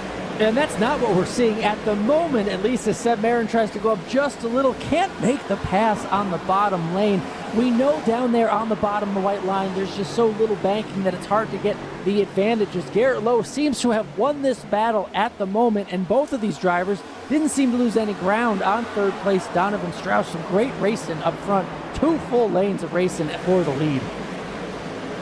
You know, it's a good start to the race when you got the 3 box up. There's battles all over the racetrack, including the enduring battle for the lead. Marin has yet to get a nose in front at any point at the stripe, so it's been Garrett Lowe all the way, and he clears now off of 4. I feel like I'm watching a rerun of heat races 1 and 2 with what's going on with the leaders at this juncture. Now, again, we've tripled the distance. You turn the caution flags on, and I'll say we did have both of those heat races have some sort of an incident. I think if Barney the Flagman had the yellow flag up there with him, we would not have gotten through either of those 30 laps heat races without a caution. So how does that affect the mentality? Do these drivers expect that we're going to be having some restarts over the course of the night? Marin still trying to get under the 99 machine, but Garrett Lowe driving a perfect defensive line, leaving the bottom open if the 66 wants to force the issue. But that kind of middle lane off is giving the 99 the perfect run off the corner, and it makes that bottom very tricky for anybody to hang with him. Yeah, that's the textbook defensive line at tracks like these, and it works the same at Dover as well, although you have a lot more momentum on the higher banked part of that track. Here you don't have as much banking, but if you can leave that bottom open, somebody's going to try and take it, but then if you're able to clear off of either 2 or 4, you slide in just enough in front to deal some of that dirty air, and that's crucial understeer on the exit of the corner where drivers, we've heard some of them talk about going down to 4th, but also 3rd gear, trying to accelerate as much as they can. A car goes from maybe a little more free off of the exit to very tight in a very quick manner of time. So you do have to be very aware of that, and Garrett Lowe's done a great job at holding that defensive line to be able to let Marin have the invitation of trying, but then give him the deficit if he gets it wrong. And we're looking at this battle, Steven Wilson slowly but surely, we've said it before, the only winner ever here in the eNASCAR series at Iowa Speedway, up a few positions already on a track that's tough to pass. It seems like, guys, the longer the run goes on, the better Steven Wilson gets. Part of that has to be just the patience and his skill and ability to wait and make these passes one by one, not showing too much aggression right now and just getting it done based on pure speed and ability. And the longer we go, the more he climbs up the leaderboard. Makes that pass on the 16 of Doucette. Doucette kind of followed Parker White in the 95 into the fence a couple laps ago, just kind of following the tire tracks of the car up the road. White got the fence, so did the 16, and that allowed Wilson to get the pass done. Alan, I want to jump back to you on this one, and I don't know if there's a term for this, right? But this is Steven Wilson's home racetrack. He's from Iowa. He's the only driver to ever win at this racetrack. I feel like we see that a lot, not only in sim racing, but real-world motorsports as well, where drivers will just run better at their home track. And I don't know if it's because, in the real world, it's proximity. You drove there a lot more. But I could see a guy whose specialty is an intermediate racetrack, but if he's from a place that has a short track, he's just better there. And I don't know what the logic or science is behind that, but I think Steven Wilson is just one of many examples where, for whatever reason, when you're on home turf, you're just better. Yeah, you just never know. We're watching a battle between teammates here, but when you think about Steven Wilson or any kid out there maybe getting on the sim for the first time, what's the first track you want to go to, right? On the sim, maybe it's the one you grew up near. Maybe it's the one that's closest by. Who knows how many thousands of laps Steven Wilson may have done here at Iowa Speedway. And then he becomes an eNASCAR pro, and then they put it on the championship schedule. I mean, it must have just lit his eyes up to be able to win and get a checkered flag here and say, I'm an Iowa winner. I know it's the virtual version, but still, who knows how many laps he's done ever since the first time he climbed into a sim rig. Home field advantage for him. Guys, I think the Gen Z term for that is aura. Could be wrong, but I think it's hometown aura for Steven Wilson here, and he so far has proved us right. Working real hard right now to try to get another spot. He's up 4. I know that doesn't sound like a ton, but that is one of the biggest plus-minus gains on the day so far. Drivers working really hard for every little bit that they can find. The biggest mover overall, Garrett Maines at a +7, Ryan Luza at a +13, but those are drivers that are much further back in the running order. Garrett Lowe continuing to pace the field now. Seb Marin still in the number 2 spot, starting to drop off of the rear. Morton in 3rd, and then it is the Williams F1 Team Gaming Cars fighting for the number 4 and 5 spots, with the 77 of Wilson trying to undercut the 2 of them. The Spire Chevy to the bottom. Going to be difficult to complete the pass on that inside. The outside's able to carry more speed off of the corner. So Wilson knows he's going to have to work harder if he wants it to happen down low as you look off the back of Matthew Morton. Yeah, but what we've seen through the heat races is that, at least for me, there have been 3 cars that have been the overall best at making passes on the bottom. Wilson is one of them. Vicente Salas and Tucker Minter are the other 2. They have found a way to make a minute difference in their driving style where they can carry enough speed off the corner and dive it deep enough in the entry that they can be able to clear and make some moves. I mean, Wilson used the outside there in 1 and 2 to try to skirt around Donovan Strauss. But regardless of all that, I mean, we turn back to the Williams F1 Team Gaming Cars. Great team effort for those 2, especially after Dover. Parker was very frustrated after being 3rd late in the race before the Wilson and Zelensky drama got him into the incident. Donovan Strauss got involved, fishtailing on a back straightaway crash as well earlier in that race. So great job for those 2 Chevrolets to make a rebound here tonight early. Yeah, and let's not forget, we talked a lot about Steven Wilson, Bobby Zielinski, that incident. Parker White, right here in the 95 car, maybe took the brunt of it. He was very loud on social media about his feelings toward that, so maybe not feeling the best toward Steven Wilson. But it's not like we think Steven Wilson all the time and think aggression or dirty driver or moving other drivers. He usually wins by sheer domination and skill, and he's been able to get through those points, these positions up here tonight. And just as we talked about him riding around the bottom, he's able to swing up and make a position on the outside. So Steven Wilson still trying to get around and crack himself into the top 3 as we look back here at Ryan Lusa, who's made up a bunch of positions after having a rough go in the heat race. He is up +15. He is the single biggest mover in the field. Of course, Lusa was much better than that in the qualifying.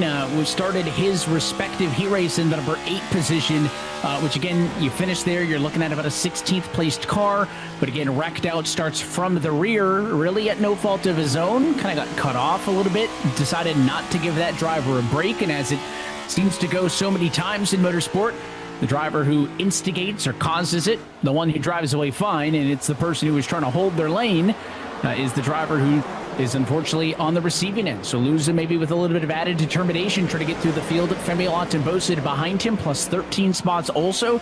Those are the only 2 drivers who have a plus-minus in the double digits so far in this race into the positive. Couple drivers who are having a bad start worth pointing out. Nate Stewart fallen from 21st to 31st. Also, Seth the Merchant has fallen from 22nd to 37th. So it is not all, rainbows for the drivers in the midfield. If somebody's making up a bunch of spots, somebody has to be on the negative end. It has to balance out somewhere. And Nate Stewart and Seth the Merchant, not the starts they wanted, as we're almost a third of the way in. Yeah, but the good thing is that, again, cautions are available, so that could change the game for them. Strategies in the cards as well, so it'd still be a little bit of time for them to try and regain, or at least gain a bit more track position than what they have. But we've seen some great stories, especially as segment 2 has unfolded. Jordi Lopez is one of them. I mean, he got his first top 10 a few weeks ago at Dover after what was a very shaky start for a driver who in 2023 was one of the best rookie drivers out there in the series. And then Ryan Doucette as well, the 16 car, someone who is still searching for what right now is on par to be his best career finish, or at least his best finish in 2026. So a good start for those two cars. And also one for Dylan Basin, a rookie trying to catch his teammate in the rookie standings running top 15.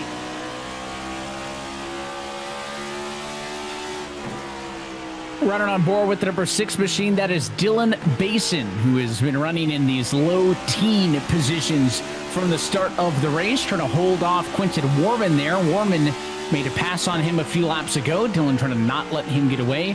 For RFK Racing in the midst here, you got the 97 of Tucker Minter. That's the next car up the road. The black and orange 17, that's Sean Conklin. And the white number 11 of Vicente Salas, that's the next car up the road. And I mentioned one of the RFK cars. Well, there's a look at both of them as they run about, call it 30 feet apart right now. Maybe a little bit more. Basin not the best exit that time, but I'll say in how competitive this field is, anytime both of your cars running inside of the top 14, that's a pretty good day from an RFK standpoint. Dylan Basin also coming into tonight third in the rookie standings. The number 17 of Conklin, the leader in the rookie standings. A little bit of a gamble, some may argue, for this RFK group to go with 2 rookies, but they've been showing up and showing out thus far. Yeah, and look at Sean Conklin there in the 17, battling with a veteran of Tucker Minter, trying to hold him off. But Sean Conklin, as a rookie, right on the cusp of playoff position in terms of the points, leading the rookie standings, and often the best rookie out there. Tonight, he is one of many up there in the top 12, top 15, along with Seb Mayer and Matthew Morton, and now his teammate Dylan Basin getting in and having quality runs. He's got to finish these races as well. But for RFK to have 2 rookies, and especially running well right now, look at between Vicente Salas and Tucker Minter is rookie Sean Conklin. That's saying something at a track like Iowa this deep into a season. And mentally as a driver, Alan, I mean, when you're in a moment like this and have had the run that Conklin has had over the last few weeks, it feels subconsciously good. You're locked in right now, but subconsciously it feels really good, especially knowing that Daniel Falkingham is last right now. He struggled to get going in this feature race, and that was 2 points separating those 2 drivers from the last playoff spot in. So Conklin really has had to step forward. And how about another team that has also had their own share of different stories? Thomas Lloyd joining as a rookie, him and Connor Yuroshak. They said before they used to be on different teams and they used to be kind of at odds with each other, but ever since then they've become good friends, and now they're teammates for this Letarte team. Yuroshak having the move of the race a couple weeks ago at Dover, and a pretty decent one for them right now, 17-18, trying to work their way up together. Wasn't all that long ago we were talking about Yuroshak as being one of the best up-and-coming rookies in the field. Very much now well established with a lot of success on the other steps of the eNASCAR ladder and elsewhere with other eNASCAR championships, and still looking for maybe a breakthrough moment. Certainly the talent's there, and is having a decent run so far as he's just kind of hanging out in the midfield. We're only now 9 laps or so away from being halfway home in this Iowa race. Garrett Lowe has led all what's soon to be 36 laps complete thus far. Has not been able to get away much, though. There's a lot of groups of 2, like the one you're watching here, Strauss and Lopez. That's for 6th and 7th on the racetrack. Ahead of them, you got a couple of drivers battling for position. 2 cars here, 3 cars there. So, yeah, the field is starting to spread itself out, but nobody is running away with this thing quite yet. And what's interesting is, look, this is the longest run we've had all night. Those heat races were only 30 laps. So they're wondering and they're learning what their cars can do on this long run. We don't have to pit for fuel, but it feels like you have to pit for strategy based on tire need. And now we get to see what these cars do as we get close to halfway. Do you split it right in half? Do you try to go long and have the advantage at the end? These are the kind of decisions that we are going to see as Jordi Lopez having a good night so far here, especially compared to the rest of his 2026 season. You can see them locked in right there. That's Garrett Lowe and Jordi Lopez running first and sixth right now. Good runs here, only still in the first half of this race. Every time I get a look at these drivers, I like to try to read the body language, see if they're chatty, see if they're not. Garrett Lowe looks the same as he did when he had a car length off his bumper in the heat. It just does not look frazzled as one of the series vets. And again, we talk about the Cinder reality journey. Garrett, a guy who's now been competing in Euro NASCAR for a few seasons. It's hard to rattle somebody who has that combination of top-level sim and top-level pro real-world racing experience, and he has looked very good so far in this race. Every time I see the 11 of Vicente Salas, he's trying something. He was 3 wide a lot in his heat. Right now he's on the inside of Conklin in a battle for 10th and 11th. Got a little bit too close there. Has to get off the door, reset to try again. But again, all these cars here, Conklin up 3 spots, Vicente down 1. In front of them, Novak down 1, Doucette down 1. There's just not a lot of bulk gains really anywhere inside of the top 20 nearly. And that's just because of the way Iowa is, and that was what everyone was predicting going into this one. That's what it's been like at least the last few seasons, especially in 2025. Probably the most comparable race in terms of the track because we were on the old surface in 2024. But that makes the accomplishments of a driver like Ryan Lewis so much more impressive. To be all the way in the back, gain those all spots, and just move his way through the field in what so far has been a kind of stagnant field in a sense. Well, I opened myself up to this one. I said I like mentioning, we get a look at the drivers and we kind of try to read into what their body language is. I cannot do that times 16 at once, but there's just a whole bunch of look-ins at all these different drivers. Just a quick glance, right, of how different all of their setups are. About a 50-50 split of lights on, lights off. Probably a 9-to-10 ratio of oval wheels. It's kind of traditional stock car wheel versus that formula-style wheel. You learn a lot about these drivers when you get that glimpse behind the curtain, and that's how they're faring as we are halfway home, and we have pit stops. Wilson from 4th and Salas from 10th are the first drivers to pit road. Wilson with the undercut right at halfway. What an interesting strategy to split it. This should give him something of an advantage, and you wonder if everybody, a firestorm of calls and decisions are going to be made right now based on what Steven Wilson just did. Garrett Lowe, Seb Marin, stay out another lap. So now you start to watch turn 4 and who's going to respond as Garrett Maines is on the pit lane this time by. He's not the only one. You just saw Matthew Morton also down to the pit lane. I mean, halfway seems like a logical choice. You split the gap in half. Garrett Lowe agrees.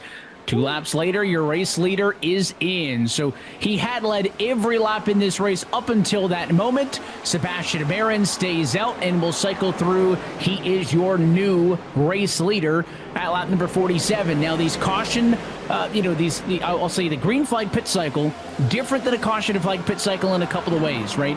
You do have a little bit more lenience in a 10th here or there on the box because overall, from slowing down, driving down pit road, getting into the box, out of the box, up to speed, there's so many more opportunities to gain time and to lose time. But it is also, Kenneth, one of the most treacherous moments in a race because you're going to start to get drivers out there on fresh tires, interacting with drivers on old tires.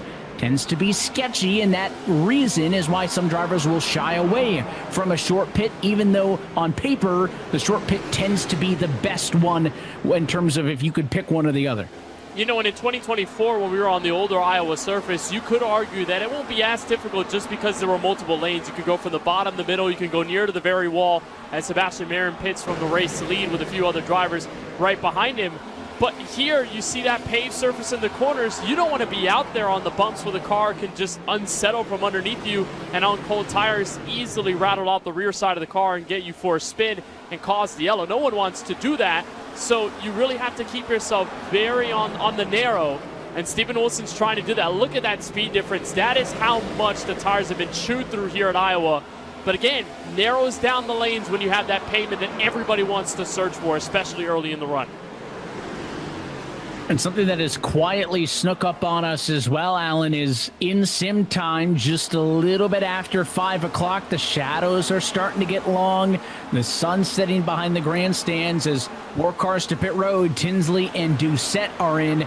So as we get later into the evening as well, track temp going to change, grip going to change on the racetrack, all of those other things that I'm sure are influencing decisions on when these drivers want to pit or not. As there's a good look at Steven Wilson passing the race leader Jordi Lopez on the old tires. Yeah, the undercut has worked for now. So what does that mean for the rest of the race? Is there any advantage for the drivers behind Steven Wilson, who waited a lap or two longer? Will there be any fresh tire advantage? Has Steven Wilson got enough of a gap to maintain it for the next 39 laps? By the way, the only winner that we've ever seen here at Iowa Speedway. So Steven Wilson came in not the leader, and it looks like he should cycle out as the first one after the strategy of pit stops. Continuing to scan through the run order, your net leader in all of this will eventually be the driver to cycle through to the number 1 spot. It looks like that is going to be Wilson and Lowe in a close battle, but they're still back in 23rd and 24th. It has been a trickle of cars to pit road, not an onslaught, 2 or 3 at most every single time around. So we are still waiting on more than half of the field to come down pit road for what would be their one and only pit stop on the night. Some drivers going the long strategy are going to take what we call the really long strategy. They're going to go till they're out of fuel. They're hoping to go long enough to catch a yellow to where they have to make their first stop, and there's other drivers who have already pitted, but so many laps on the tires, they say we need to pit again. Then there's other drivers like this 69 Bashida Knoll who aren't really going for that long of a game, Kenneth. They just want to go a little bit longer on their opening stint. They know they're going to give up time in this moment, but then they're going to have better tires for the rest of the race, and they hope that by having better tires later, they can make up some of the time that they forfeited, say, these last dozen laps or so. Yeah, that's the plan initially at most tracks, is that if you overcut, 9 times out of 10, you're going to have the better car on tires and you're going to have better performance and the better lap times. But with what we've seen over the course of this season, you can still be the fresher tire car and struggle to get around the car in front of you, even if they are on significantly older tires than you, because after a certain point in the run, things start to stabilize. You plateau, car starts to not perform as well as you'd like it to, and even in the middle of traffic, it gets really tough to make any sort of headway. Zach Novak finally comes down pit road from the top 10. But that's kind of the danger you run if you are that overcutting car, is that if you have those undercuts go in front of you, if you struggle to get by them in the first 5 to 6 laps, good luck trying to maintain it for the rest of the run if it goes green. And the last pit stop lap, as there's a black flag for Kenny Brady, it looks like, so he may be forced to pit road because his tires have gone flat, at least one of them, and that'll indicate with the black flag basically required repairs. So he may have driven those things all the way to flat and got complete use out of those. It's going to be interesting if anybody else has that same thing, but that's a great look. Last pit stop lap. If there's nothing, you still have to pit. So Steven Wilson, very quickly, net leader, should cycle through to the lead when this is all said and done, pitted 2 laps earlier than what Garrett Lowe did. So Lowe will have a slight tire advantage when you compare the two of those. Let's take a second look at what happened with the number 8 machine, Zach Novak. High and wide, trying to get down to pit road, and look out. Nearly ended up back in traffic. That's going to cost him a ton of time. Yeah, that's a big drop-off for Zach Novak, especially since he was in the middle of the pack. And as we watch Tucker Minter at the front of this field, as we had a battle for the net race lead all the way in the back, Garrett Lowe and Steven Wilson have been going toe-to-toe. Wilson on 2-lap better tires, or rather Lowe on better tires than Wilson there by 2 laps as Blaze Crawford comes in. But that's, again, the strategy you play and how close you can be to each other with time and distance. There they are, the 2 Chevrolets. Lowe had a bit of a time getting around as Dylan Basin's slow at the inside of 1 and 2, but Wilson's going to try and get back at him with 30 to go here. Now, what this could be is a battle for the lead, potentially the win. These are the first two drivers who have already pitted, right? They were some of the first two to pit road. These were amongst the lead cars. So if it cycles around, this is the battle potentially for the race win. What we have before them, though, are still, 8 cars that have not pitted. Tucker Minter, just a few seconds ago, it looked like he was, just in the way of everybody, yet still the leader, going super slow because of the tire disadvantage. Here's a replay of how Garrett Lowe was able to retake the position from Steven Wilson and what could be pivotal here in another 28 laps should this cycle through and these two cars be the leaders. We could be talking about this replay being your Coca-Cola move of the race if it ends up being the one for the win. Low on the bottom. Again, they're dealing with lapped cars, some fresher tires, some on older tires. And eventually on the bottom, Garrett Lowe was able to get the job done. A 2-lap tire difference to his benefit. So he's the one who drives up to and gets around Steven Wilson. You would think that would bode well as he finally cleared him off a 2 there for him to be able to slowly maybe try to pull away. But the longer into this second stint we get, the less and less of a benefit that tire difference is going to be. A 2-lap difference, 10 laps into a run, it's a lot better sounding than a 2-lap difference 35, 40 laps into a run. So for Steven Wilson, and he's disciplined, he knows, don't chase that 99 machine. Know he's a little bit better than you. You got to play the long game. And we've already complimented so many times tonight that Steven Wilson has looked like one of the best cars on the long run. Is it going to be to enough of a degree to get himself a win here? A little bit of a slide, but onto pit road goes Tucker Minter after leading a lap. That's going to give the race lead off to these two. It's the ERA Esports team, Michael Cozy Jr. and Bobby Zelensky for this moment in time. Run 1-2. And Casey Kerwin is not too far behind in third place, so this easily can divvy up into a 3-way fight for the lead before it's all said and done. But Tucker had to come down pit road. I'm sure he wished he would have stayed out a little bit longer, but he got that dreaded meatball flag, which means you do have to pit within at least 5 laps of that flag coming up, or else you will be disqualified. So Minter eventually had to come in, which means these drivers now are on the chopping block. And how about the night for Casey Kerwin? He crashed in his first heat race on the opening lap and had to work his way back up this entire race. He's done a good job of doing so on strategy with 24 to go. Yeah, it looks good now. I'm worried about the tire disadvantage and just how close. You look back, Garrett Lowe, the Steven Wilsons of the world. I mean, there's plenty of time to make up. There just isn't a significant gap for these drivers to hold out and make it to the end. It seems a caution could change everything, might bring everyone down pit road once again. It seems like that's the strategy if you're one of these first 4 cars now. It's just hoping that yellow comes out because Garrett Lowe has that fresh rubber and he is driving through the field. Well, I'll piggyback onto it because you said it first. So if it happens, I claim no responsibility. The fact that I had said earlier, now listen, 2 30-lap heat races, half the number of cars in this feature, and neither one of them would have been caution-free. We just saw accidents. So you triple the race length, you double the amount of cars. If I was hedging my bets, I would have said that we were almost certainly going to run into issues, but it has been a remarkably clean feature so far. Yes, 21 laps to go. They're going to feel much longer than the first 21 did, I promise. But overall, really impressed with the discipline because it is so difficult to pass here. That can get drivers frustrated. It can make them be more aggressive, give less, take more. Overall, I think we've seen a really good race out of this field. Yeah, it has been good so far, but I think also, Evan, they learned from the first 2 heat races. You know, obviously, there's the aggression in the factor of having to go for top 10, go for points, but the biggest thing you get out of it is more seat time in a racing environment, even if it's not with 40 cars, but it's with 19 other of your closest competitors that you face every other Tuesday. So it's one of those things where you get a bit more of that time, you feel a little more comfortable in the car, how it feels in traffic, and then you just go out and race, especially with 90 laps on the board. Everyone is searching for 90 and not maybe lap 35. So the less of the sprint idea is going to make them a little more conservative in nature. Now with this strategy, though, I've been impressed, Evan, to see how the blend has been as clean as it was because of all the fresh and old tire conundrums that we've seen 3 and 4 wide in the middle of the pack at times.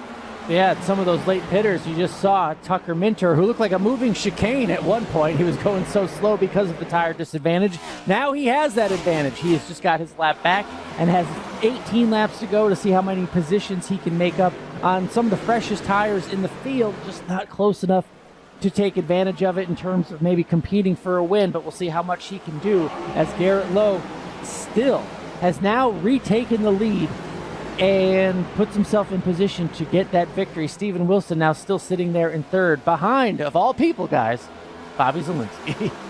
They are lined up in a battle that is for position, but they are two very different strategies. Wilson and Zalinski. 22 is not giving him any more room than it needs to, but it is through and without incident. Steven Wilson to second. Again, Bobby Zalinski still has not made a pit stop in this race, and has now been overtaken by cars who have already completed a full green flag cycle. That takes at least 40-something seconds, not even counting getting up to and back down to speed time. Quite impressive stuff for Zalinski to be able to drag this thing out. He's only got 15 more laps to go until we're at the very end of this thing. But Lowe is back in the lead. Wilson through to second. Their gap has balanced a little bit. Remember, it was Lowe who passed Wilson after they pitted to take over what would become the net lead. Now it is the lead of this race. Wilson hanging out, lost some time there as the 6 car of Basin gets by. I don't know, even if Wilson starts to get a benefit and an advantage here, if a second is enough of a gap for him to be able to catch back up to Lowe. The 99, I think, enjoying the pad that he has right now. Yeah, Wilson is just hoping that for Crawford and for Basin, they catch up to Lowe, deal him more dirty air, make him slower, and just put him in kind of awkward situations, because Wilson just suffered that right now. So he's naturally going to lose at least a tenth of a second, and he did on Lowe because of that difference and those lap cars getting around. And that feels frustrating at first, but then you hope that the long-term payoff is that those cars kind of annoy the leader a little bit, make him have to work hard, put him in a box out of some corners, and have Wilson be able to at least match his pace. And watch 3 wide, Michael Cozy Jr. on the bottom of Strauss and Sean Conklin take a 2 for 3. That's trying to unlap himself there. Meanwhile, Strauss and Conklin for position 14th. Good racing throughout the field with only 12 laps to go. These are cars that we saw competing for a top 10. Now that it's all cycled out, you have the cars on the bigger tire advantage who are trying to get their positions back, their laps back. They're fighting for some of these drivers as well, just not for the same positions. But there's a lot of stuff going on here on the racetrack. Drivers on different strategies. All these points coming down and certainly mattering in the short season with only 11 laps to go. Up front, Steven Wilson now 0.8 seconds back, almost a full second back. And remember, Garrett Lowe has a few laps of tire advantage, so it is his race to lose right now. But also Wilson is a tenth faster than Garrett Lowe that last time by, so it's not over, guys.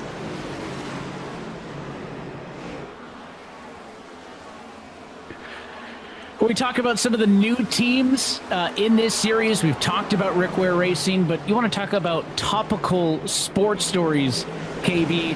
TC Esports coming in. They have a complex esports, real-life motorsports background, but how about the team boss on the biggest stage in football the other night? Yeah, and you know, at the cost of the United States, a team that was kind of riding a high of momentum after the win against Bosnia and Herzegovina, but Thibaut Courtois with a great effort. Wasn't a clean sheet, I will say, against the U.S., but it was still 4-1 thrashing, so still the benefit of Belgium moving on into the 8 final teams for the grandest stage in the World Cup. And very cool, I think, to see that crossover. Alan, I was watching the TV yesterday, telling my girlfriend, "Hey, that's an owner of an eNASCAR team right there in the arc of the goal." Evan confused me. He called it football. I don't know what he's I'm just trying to be accommodating accommodating. Zelensky and Moore down pit road, but hey, all 3 host nations are now out. If you don't have another rooting interest, there's a story there in that Belgium team with the goalkeeper and a tie to this eNASCAR Coca-Cola iRacing Championship Series. That may be a fun one to follow as they head into the round of 8. We are inside, though, of 8 laps to go. The final couple of holdouts for drivers to have not pitted are about to fall off the choppy block. You just saw Zelensky and Alt come down pit road. I think we're only waiting on Kerwin and Nichols, and then that will be most of everybody. who is yet to pit. More 3-wide moments. We're not there yet, guys. That's Donovan Strauss, center of it all. Dylan Duval on the bottom. Nobody tell Garrett Lowe about what's going on in the battle for P12. It's almost reminding me of Garrett Maines and Rockingham in the qualifying series where he enjoying such a plethora of a lead and everyone's just scrapping at it behind. Here's the replay. Bobby Zelensky coming in on pit road. That's a difficult entry. You're sliding down. There's so much rubber down there. It is sprinkled. Dylan also sideways, trying to lock up the brakes to get it slowed down enough for pit road speed limit at 40 miles an hour. They just barely got to the limit in the threshold. But again, track is so slick. The rubber is already in there. It's hard to hit pit road now. A lot of points on the line. We talked already with the race wins having only gone to this point to Wilson and to Zelensky, that there's going to be at least a handful of points paying positions into the playoffs on the line. So not that they've never mattered, but in a year where we may have the least amount of different regular season race winners in recent record, points may very well matter more than they ever have before. That's why the battle that we've been keeping an eye on outside of the top 10 is so critical, but up towards the front of the field, the battle for the win comes into focus. Last few times by, benefit to Garrett Lowe. He has opened up the gap, now 1.4 seconds for the leader. As this continues behind him, Lowe looking for the next milestone, which will be the white flag. And Sebastian Marin got around Steven Wilson, so that is on par to be his best career Coke Championship Series finish, while Lowe tries to pull away into the sunset. Still mayhem in the middle of the pack, while Nichols and Curran, I think they have made their bet already, settling for the end. This is the biggest opponent for Garrett Lowe right now, is not having this caution come out and seeing how close this racing is right there. Oh, my goodness. Ryan Lewis is still trying to make up positions after a rough night. They're coming to 1 to go, hoping for no caution if you are the leader. And the white flag is in the air. This race is official for Garrett Lowe, who was able to start off by winning his heat race, put himself second on the grid, took the lead, and never looked back. And it's a caution-free short track win at Iowa for Garrett Lowe. Three wide behind, contact to the stripe and wrecking behind. All of that for 12th on back as Strauss over Tinsley. What a battle to the end. And everyone kept it clean until turn 4 on the last lap. That's where you can start ruffling some feathers. But what a drive from the field, and what a drive from Garrett Lowe. 6th career Coke Championship Series win, does it in strategy fashion. This winning moment is brought to you by Coca-Cola, the official fan refreshment of eNASCAR, as Garrett Lowe becomes the 3rd different race winner on this 2026 season and the first ever winner at the Iowa Speedway, not named Steven Wilson. Big time performance for the BS competition driver. Let's take a look at tonight's Coca-Cola move of the race, and when we saw it happen, we said that if he holds on, you can book it as such, and it was indeed after the pit cycle, Wilson having pitted a little bit earlier, older tires, and it was the 99 of Lowe hunting him down through that cycle, trying to use those fresh tires to his advantage. I mean, that is just perfect placement at all times for Lowe and his Chevrolet. Found a way to have Malik Ray have Wilson be a little higher there off of turn 4, made the run off of the final corner, and this was just a pass developing in sequence. Novak tries to sprinkle in a move to the inside, but it's right here. Lowe hangs on the quarter panel, makes the side draft happen, and just noses out in front. Yes, having, a difficult pass nonetheless, and then having to deal with the lap cars and all the different strategies, and having the know-withal and the wherewithal to know that this pass may be for the win, and indeed it was. Great win for Garrett Lowe, beating Steven Wilson and on any night, but certainly here at Iowa Speedway. Cleared him off a 2, never looked back. He becomes the 3rd race winner on the season as we take a look at your Coca-Cola full race results. in a caution-free affair, 1.4 seconds, the final margin of victory. Garrett Lowe, race win over top of Sebastian Barron. Stephen Wilson, an average finish is still going to look mighty fine. He ends up third in his home race and will stay solely in the conversation for a Segment 2 championship in a couple of weeks' time. How about Vicente Salas? 2 Canon Esports cars inside of the top 4. That'll be big for the team who came into tonight 4th in the team standings. He's ahead of Quinton Warman for Hayek in P5. And then it's Colin Keister, Jordy Lopez, Connor Urashak, Parker White, and Sean Conklin, your top 10.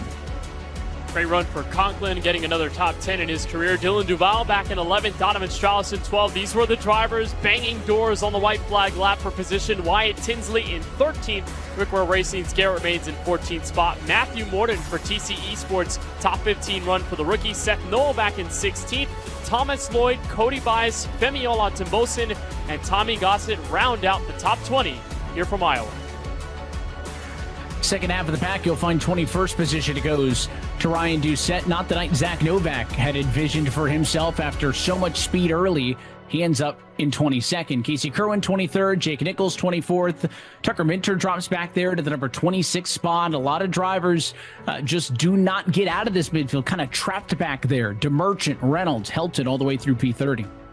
And Michael Guest, Blaze Crawford, Michael Cozy Jr., these were drivers kind of on the edge of the overcut situation, kind of unlapping themselves late. Falkingham, the last driver on the lead lap. Stuart, Hill, Zelensky, Luza, and Alt round out the rest of the field. A lot of them struggling through strategy with that deep overcut run more than halfway through. Well, let's hand things off, Alan. You've got tonight's race winner. It's Garrett Lowe. Garrett Lowe, winner tonight. Garrett, the record says there were no cautions, but there was plenty of action out there. How tough of a victory was this tonight on the short track of Iowa? I think we made it look really easy, but it was actually a really difficult race. That was probably the most tire management we've had in a really long time in this series, and it was a lot of fun. There's a little bit of pit strategy in the middle. I think we nailed that. Good pit stops. The Legacy Esports Majors Garage Group on the top of the pit box did a great job. Lloyd Hogan, Tyler Gary, Curtis Sawyer all did a fantastic job keeping me in the right place on strategy. And yeah, we just had a good run. Little surprise, but nonetheless, a great way midway through the season. Well, what is that like for you, having the dominant car in the first half of the race, and then all of a sudden, Stephen Wilson, who's won here before, we know his record, he's the first on pit road, and all of a sudden it's a battle with him. You have to overcome that once again. What was that like from the driver's seat? I mean, like I said, they were keeping me apprised on the pit box of what was going on, so we knew we were going to come out right with Steven, and we kind of made our plan to come out right behind him, be able to get through traffic a little better and get by him and then drive away, just manage the race from there. So no, we just stuck to our plan and executed really, really well. And I'm super happy with this BS Plus promotion number 99 team. It's I don't know, I'm just kind of stunned. I didn't think that we'd be that stupid fast tonight, but we really were. And yeah, like you said, we just nailed the strategy and controlled the race. All right, points are good. Wins are even better. Garrett Lowe, congratulations on the victory tonight in Iowa. That's P1. Let's talk to P2, a career best for someone who did a lot of winning in the qualifying series, and we've been waiting on your arrival, Seb Marin. I think we saw it tonight. Congratulations. How do you describe getting through that field in a competitive race like this? I would say just a great race overall. Just with obviously the race going flag to flag, and on myself, still a little, minor mistakes here and there that potentially could have changed the outcome of the race, but overall a great race. I couldn't ask for anything better. Let's talk about the reality of this championship series. The fact that you haven't had the finishes clearly you wanted, and just maybe the expectation versus the reality, and how you've been able to navigate all that into a good finish tonight. Yeah, obviously expectations were relatively high coming in, but it's a big step from the qualifying series into the Coke series, and I knew there was going to be some weeks of struggling, but I think a lot of the weeks have just been circumstances. Atlanta was top 5, got taken out late. Coronado, I made a mistake, gave myself damage while running in the top 10. So I think if I just clean up some of the mistakes that I've been making, we can be in contention for hopefully make a playoff run. Yeah, and we're looking forward to it. Nights like this will go a long way. Congratulations, second place. We'll see the rest of the regular season, what you can do there. Seb Marin, great run. Thank you. Thank you. And now joined by the 11th place finisher tonight, Dylan Duval. Dylan, you've qualified in the top 10 the last 3 races. Tonight you started 27th, and you make your way up 16 spots to 11th. How were you able to find a way to make up track position at a track where a lot of drivers said it was hard to pass at? Yeah, it was definitely frustrating to not have the best lap tonight with how good we've been in Q. I honestly was pretty happy with the lap when I finished it. It felt really clean. I think I just underdrove it, fortunately. But yeah, great recovery on the night. It was really just about managing the tire, who you're racing, and where you're at. I was able to find like gaps in between people to be able to back off and save my stuff. I think that was the key, just like knowing when to push and take advantage of the tire advantage and when to back off and keep them under you. That was really the key. That and good strategy call to pit. Some of those guys tried to run it long.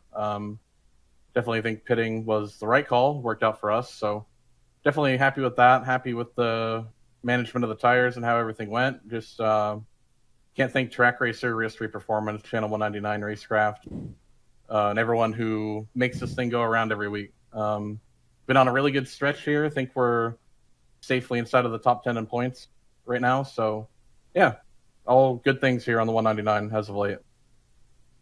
One of the hardest chargers here from Iowa, and a great showing, Dylan. Best of luck as we see you at Indianapolis next week, but great run tonight. Thank you.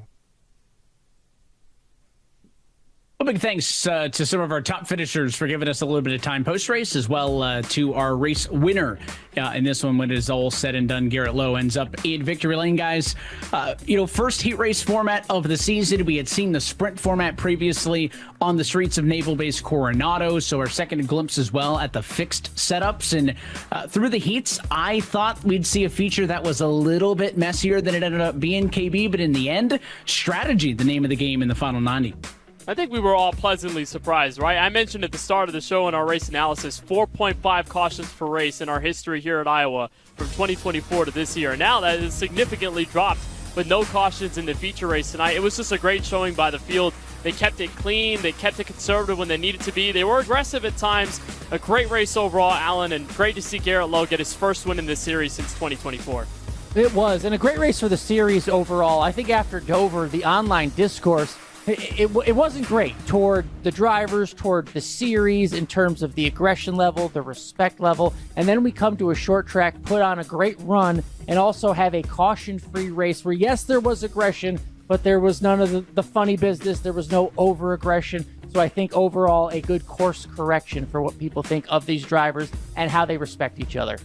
I think it's a great showing, right? Another, I'll say, caution-free showing.